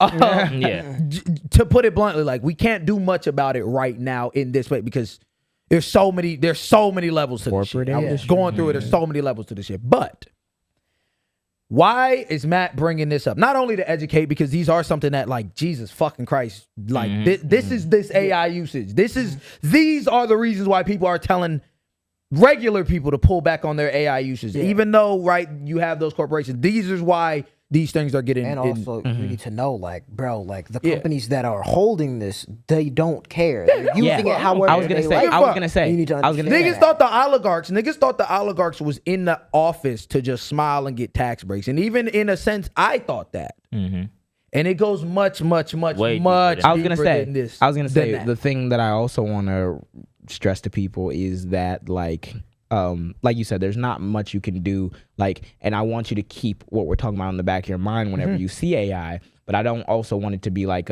the problem is the problem unless you personally stop AI, because it's the same thing with climate change. You could personally go buy yourself an electric car wherever you want, but Taylor Swift still gonna be but 70% of the fucking fossil fuel emissions that are heating up the planet come from big corporations, because they're building the plastic shit, they're making all the shit, and then they're dumping all that shit out. We can only make a dent.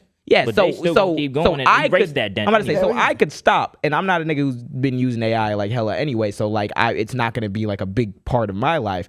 But it's, again, you need to keep that focus on these companies. Because these niggas, what it is. Are the awareness that you need to bring around the companies. That's why it's bringing it up. Talking about the companies. Yes. Because I want to get into, there might be a handful of people that's like, well, I don't use AI at all. I don't know shit about Palantir. I'm too old to be fucking with that AI. What does that have to do with the black communities? What does that have to do with XYZ?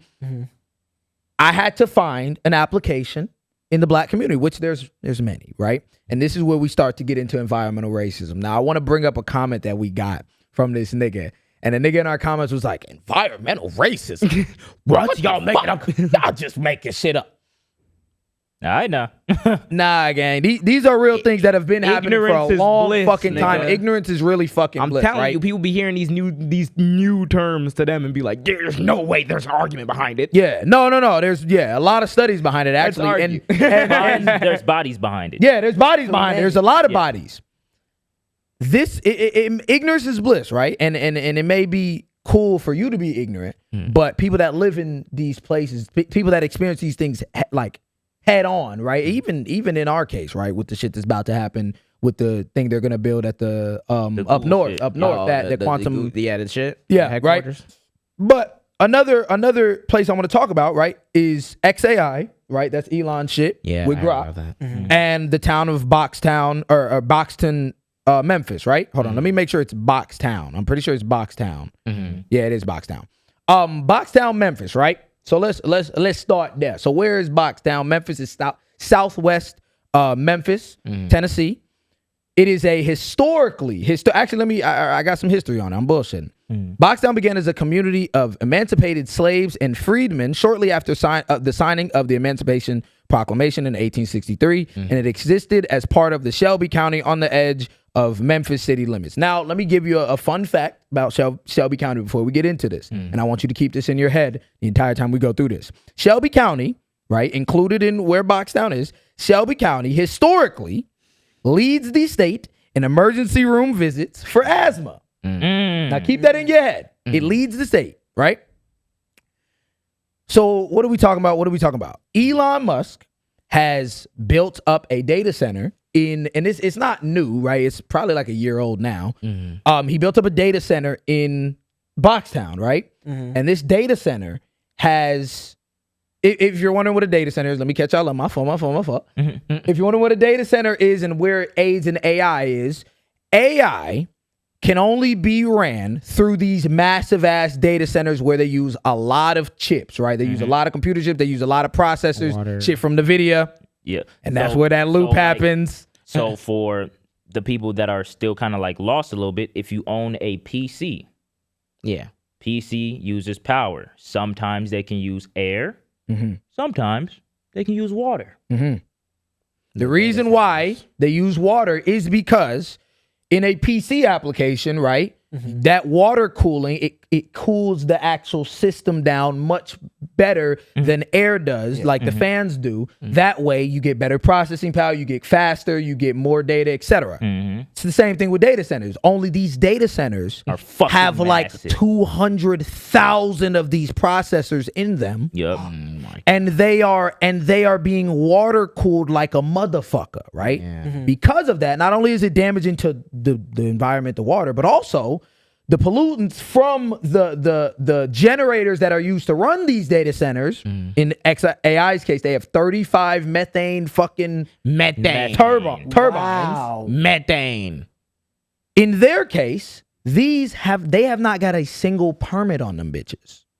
Not a single one. So this is how they got around it, right? How did they noob tube in that bitch, blow everything. How did they circumvent the shit, right?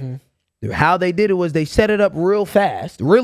They had it up and running very fast. And also, when Elon was running around in the government. And Elon was like, yo, it's okay. They're temporary. We chilling. Temporary. I want to ask you this question at home. If I want to go outside and I go into the middle of fucking Michigan with a lemonade stand and I'm like, yo, cops, nigga, it's temporary, nigga. What they gonna do to my black ass? Get the fuck out. 18 squad cars. Are you tweaking? And you go to a place where it's you might not make it to the next day. And then they were lying about how many fucking generators they were using. And we got satellite imagery that said that it was way more on than what these niggas was letting on. And the cops aren't doing Not doing a damn thing. And what he was saying, why you need to know this. This is so important to know this because it's a narrative control. Because when the narrative is already like, okay, well, this place is leading already and people going to the hospital for asthma. So, nigga, I can get away with this shit. And then at that point, you won't look nowhere. Yeah, nope. You won't have So there are people screaming at us behind the screen because, okay, environmental racism. It's not like that nigga Elon was like, I'm going to put it here. Yes, it was. So let's talk about Boxtown. In 1960, here we are. Historically. Fuck. In 1960, and it happened before this. And it happened before this as well. But let's go back to 1960. In 1960, the annexation of Boxtown was proposed and a redevelopment efforts kicked off in 68 and 71. Right? Now, annexation, they wanted to bring Boxtown into this is Memphis, right? But obviously it's not like its own, like I was trying to find the shit on the map. Like it's a real weird place, so that's why you annex them, right? I'm saying, like, bring them in. Around that time, they talk about Emancipation Proclamation, like towns that got formed during that time. Because people were fleeing the South. Yeah. Or even not, they weren't fully fleeing the South, because but they were either fleeing the South or they were trying to just make a community, make a place for them, the freedmen. Because Tennessee, I believe, was a border state, or they fought with the Confederacy. I don't remember. But so you have like little towns that were incorporated with like black residents that were slaves that were trying to escape. Shit. So redevelopment efforts. Well, Matt, why would they need redevelopment? They have no fucking money. Because not only did they have no fucking money, in Boxtown, in the 60s and 70s and up to the 80s, and this shit blew my fucking mind, these niggas didn't have indoor plumbing. These niggas didn't have streets. These niggas didn't have paved roads. These niggas barely had phones. These niggas, this is the extent of this. And this, I'm not talking about the fucking, it was so far. I'm not talking about the 30s. I'm not talking about the 20s. No, I'm talking about the 80s. Up to the 80s. No plumbing nor street. Drake was born in 85. To the 80s. All right, let's go through it, right? Did not have plumbing indoors. Let's go through it. They started these redevelopment efforts and proposed the annexation of Boxtown, but nothing by 1975, nothing really changed, and electricity was still not even there. Half these places, these houses, these homes didn't have electricity. In the United States. In 75. In 1975, in the United States of America, the most powerful country, there are places that don't have electricity. Y'all talking about Africa. So, y'all talk about Africa. Okay, let's keep going. Matt, how does that prove it's environmental racism? Okay, cool. In 79, they were reported to have the most dirt roads, houses lacking indoor plumbing and electricity, and no public transport. On top of that, they didn't have a mail system, so it was not mail getting in and out. Just off the fucking grid. This was fully off the grid. Mind you, this is in the 79. This is the 80s. 79. In April 1980, County Commissioner Minerva Jonica speaks to the residents of Boxtown about filing a class action lawsuit against the city for lack of services since their annexation into the city of Memphis. Britain, right? Yeah. They end up dropping that lawsuit because the city comes out and says, okay, we hear y'all, we're going to allocate $3.7 million in improvements over the next 3 years. $3 million. 3.7. What was 3.7 mil back then? It was a decent amount. It was a decent amount. Probably like around 10. Not enough to incorporate. Not enough to, you know what I'm saying? But 3.7 million, at least they're getting something. They said they're going to invest a lot into the roads. They said they're going to get the sewage. They said they're going to get all these things in the next 3 years. Ask me if those three things happen in the next 3 years. No. Nope. No. Actually, by 1982, there were still reported cases of people not having indoor plumbing. 1982. I'm damn near getting If that does not piss you off that these niggas didn't have indoor plumbing in 1982, I don't know what the fuck will. Continue. Reverend T.C. McCrae took Moon Landrew and U.S. Representative Harold Ford on a tour of the area. This is I think this is a few years later. On a tour of the area, which after other efforts, right, they started lobbying. They did like a 90-day thing to basically pull money into it, right? They end up securing $12 million in federal funding for Boxtown, right? Okay. Ask me how much of that money got allocated towards Boxtown. Oh, it's 1982, which means that should be Ronald. $1.7 million. So they just out of 12. They basically just said, fuck that town. And the reason why is because they said it had to go to different communities around the area in Boxtown because they called it a special project that required extra attention. What does that mean? Extra attention, and y'all didn't have streets since the 60s. Extra attention. That $1.7 million out of 12. Extra attention. What the fuck? Didn't even fulfill the prompt. Y'all made them. Y'all shut them up about the $3 million for years. Yeah, these are historical. Ronald Reagan. That's why I brought him up earlier too. These are historical efforts. These are historical efforts by representatives, white people, city administrators, all this back then to fully just underfund these places. Why? Don't give a fuck. They don't give a fuck if niggas live in there. I want to make sure we have time for the Patreon question. So I'm going to run through this last part really quick. And this is all I have to say about it. There's a lot of shit we've been talking about, but I want to give us some hope. And where I think I found hope in is, guess what I found out? What you found out? Do you remember Justin Pearson? Yes. Justin Pearson. Yes. Of Memphis. He been talking his shit, and we just locked in on his ass, and we was like, damn, that nigga cold. Guess what I found out? What? Memphis Community Pollution. Memphis Community Against Pollution. It's an organization, right? That is out there right now on the ground doing shit, helping in Boxtown and other places in Southwest Memphis that have been historically fucking underfunded and just discarded. Yeah. It's led by and it is headed by, I believe, I could be wrong. Sorry if I'm wrong. His brother, Keyshawn Pearson. Bang out. That's insane. Black man.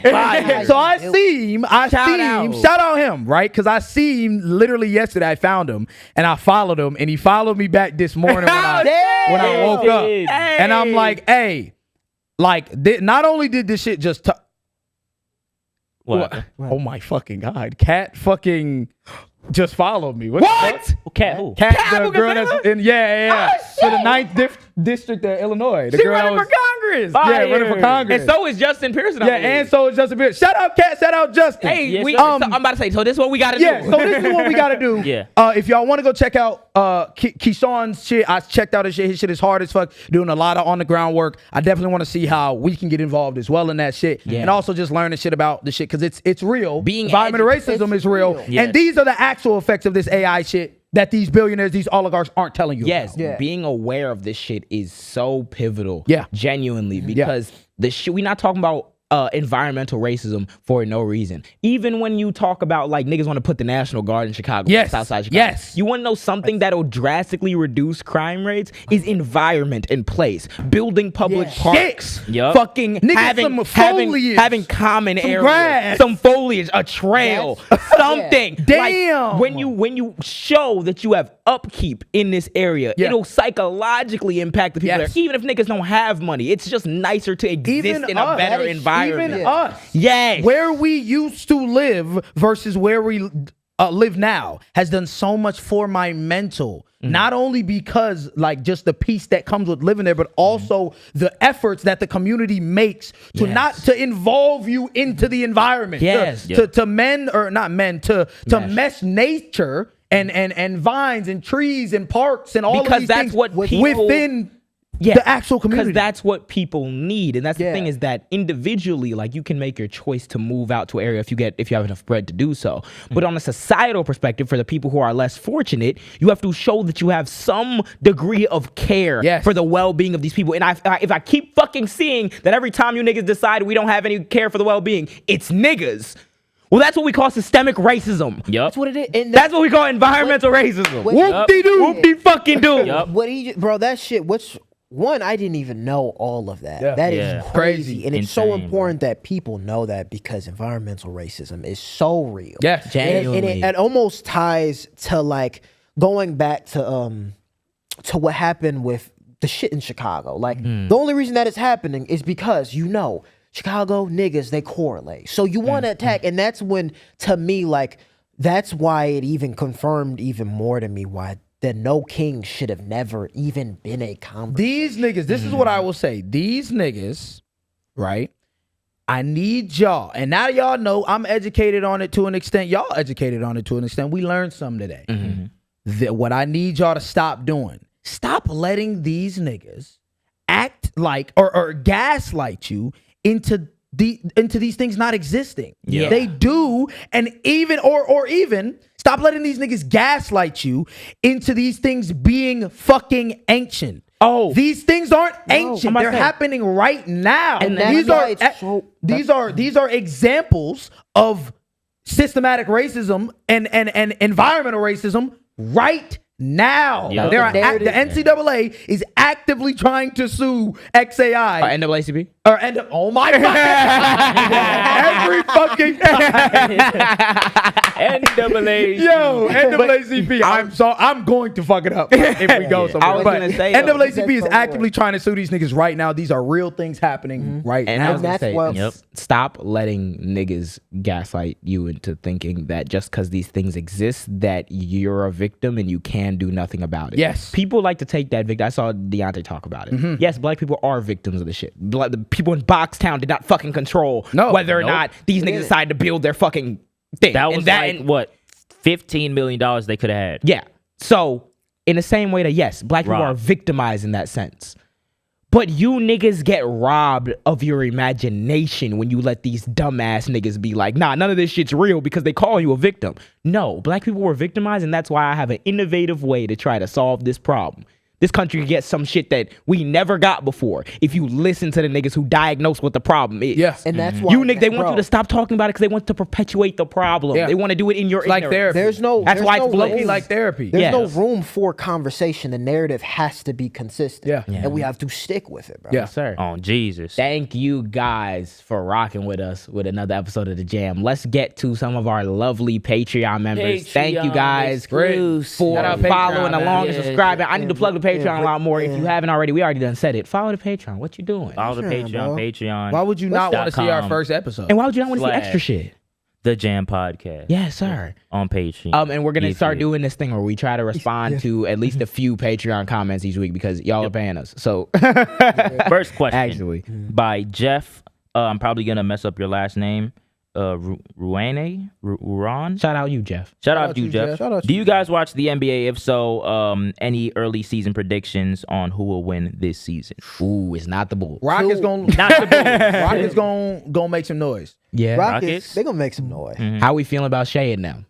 They gonna make They some had, noise too. yeah, they had a really actually- good game. They played yesterday. That's what I'm saying. They gonna Oh, make they some already noise. started. Yeah, they played Yeah, Y'all not yesterday. even tuned in. They played yesterday, and Shay and them they won by 1 point. Well, yeah, they that went was the to- one I think triple overtime. Yeah, it was Oh triple yeah, overtime. he told me they went to overtime. triple overtime. He had 35 points. He went 35, 5, and 5. Who you got winning? Damn. What? The finals? Yeah, Ooh. Finals? Yeah.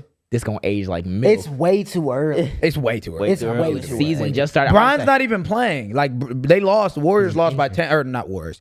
Warriors beat them by 10 yesterday, but Bron's like he's out with sciatica. Me and my dad was laughing about it. I'm like, Oh my gang, God. pack it the fuck Pack up. it up. Gang, Stop you a stat father. chasing. Sciatica, hey, to all my people, bro. My dad got sciatica, so I'm already. I know, like that shit hurt, That's gang. rough. Hopefully, he Brian, recovered. pack it up, gang. Hopefully he recovered. But to answer your question, yeah, we each watch basketball. Sometimes these two are much more on because they played it growing up. Me and him were baseball kids, so Yeah, really. but Yeah, love it's basketball. definitely early to tell. I don't have anyone to choose. I just know it's not the Bulls. Yeah. Another Basically. question by Cynthia. She says, "Do you guys do any of the four of you watch anime? If you do, what is your favorite of all time and why? They've been And what's your favorite that has recently come out? they've been pressing us for this anime content. Yeah, Which it will That could be come. paid it'll for. come. It'll come That could soon. be It'll paid come. for. I come, can't. We gang. can't spend so much time on this because we have to get out. But my favorite of all time is Attack on Titan. Just for the story and the nuances of it, I really love that show. And it did come. It came out in like 2013, so I guess. But more recently than that, one of my more favorite newer ones has been Jujutsu Kaisen. That show is amazing.